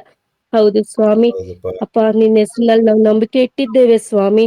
ನೀನ್ ನಮ್ಗೆ ನಿನ್ ಮಕ್ಕಳಾಗುವ ಅಧಿಕಾರನ ಕೊಟ್ಟಿದ್ಯಾ, ಅದಕ್ಕಾಗಿ ಸ್ತೋತ್ರ ಸಲ್ಲಿಸ್ತೇನೆ ಸ್ವಾಮಿ. ಅಪ್ಪ, ಇದು ನಿನ್ನಿಂದಲೇ ಸ್ವಾಮಿ ಅಪ್ಪ ಹುಟ್ಟಿರುವಂತದ್ದು, ನಿನ್ನಲ್ಲಿ ಇರುವಂತ ನಂಬಿಕೆಯಿಂದಲೇ ಸ್ವಾಮಿ ನಿನ್ನ ಮಕ್ಕಳಾಗುವಂತ ಅಧಿಕಾರ ನಮಗ್ ಕೊಟ್ಟಿದ್ಯಾ, ಅದಕ್ಕಾಗಿ ನಿನಗೆ ಸ್ತೋತ್ರ ಸಲ್ಲಿಸ್ತೇನೆ ಸ್ವಾಮಿ. ನೀನ್ ನರಾವತಾರ ಎತ್ತಿ ನಮ್ಮ ಮಧ್ಯದಲ್ಲಿ ವಾಸ ಮಾಡಿದ್ಯಪ್ಪ, ಅದಕ್ಕಾಗಿ ಸ್ತೋತ್ರ ಸ್ವಾಮಿ. ಅಪ್ಪ, ನಿನ್ನಲ್ಲಿರುವಂತ ಗುಣ, ಕೃಪೆ, ಸತ್ಯದಿಂದ ತುಂಬಿದವನಾಗಿದ್ದೆ ಸ್ವಾಮಿ. ನಿನ್ನ ವಾಕ್ಯಗಳನ್ನ ಕೇಳಿ ಅನುಸರಿಸೋದ್ರಿಂದ ನಮಗೂ ಅಂತ ಕೃಪೆ ಇನ್ನೊಬ್ರ ಮೇಲೆ ತೋರಿಸ್ಬೇಕು ಅಂತ ನಮಗೂ ಕೃಪೆಯನ್ನ ಕೊಡ್ತೀಯ. ಸತ್ಯವಾಗಿ ನೀತಿ ಉಳ್ಳವರಾಗಿ ನಡಿಬೇಕು ಅನ್ನೋ ಗುಣವನ್ನ ನಮಗೂ ದಯಪಾಲಿಸ್ತೀಯಪ್ಪ. ನೀನ್ ಸಹಾಯ ಮಾಡು ಸ್ವಾಮಿ. ಅಪ್ಪ ನೀನ್ ಮೊದಲೇ ಇದ್ದ ದೇವ್ರು ಸ್ವಾಮಿ, ಅದಕ್ಕಾಗಿ ಸ್ತೋತ್ರ ಸಲ್ಲಿಸ್ತೇನೆ. ಇನ್ನೂ ಹೆಚ್ಚಾಗಿ ನಮ್ಗೆ ತಿಳಿಯಪಡಿಸು. ನಾವು ಎಲ್ಲಾ ವಾಕ್ಯಗಳನ್ನ ನಮ್ಮ ಹೃದಯದ ಹಲಗೆ ಮೇಲೆ ಬರ್ಕೊಳ್ಳುವಂತೆ ನೀನ್ ನಮಗ್ ಸಹಾಯ ಮಾಡಪ್ಪ ಅಂತ ಪರಿಶುದ್ಧನ ಕರ್ತನಾದಂತೆ ಯೇಸು ಸ್ವಾಮಿ ಈ ಎಲ್ಲಾ ಪ್ರಾರ್ಥನೆ ನಿನ್ನ ಹೆಸರ ಮೇಲೆ ಬೇಡ ಹೊಂದಿದ್ದೇನೆ ತಂದೆ. ಆಮೇಲೆ ಆಮೇನ್. ಯೇಸುವಿನ ಹೆಸರಿನಲ್ಲಿ ಎಲ್ರಿಗೂ ವಂದನೆಯನ್ನು ಸಲ್ಲಿಸ್ತೇನೆ. ಥ್ಯಾಂಕ್ಸ್ ರೀ, ನೀವೆಲ್ಲರೂ ಪ್ರೀತಿಯಿಂದ ಸೇರ್ಕೊಂಡಿದ್ದಕ್ಕೆ, ಇಷ್ಟೊತ್ತು ತಾಳ್ಮೆಯಿಂದ ಇದ್ದಿದ್ದಕ್ಕೆ. Thank you all. God bless you. ನಮಸ್ತೆ ರೀ. ಫೆಲೋಜಿಸ್ಟರ್ ಅಂತ ಇನ್ನೊಬ್ರು ಇದಾರೆ, ಅದ್ ಯಾರಂತ ಗೊತ್ತಾಗಿಲ್ಲಣ್ಣ. ಒಬ್ರು ಯಾವ್ದಪ್ಪ? ಹೆಡ್ಡಿ ಅಣ್ಣ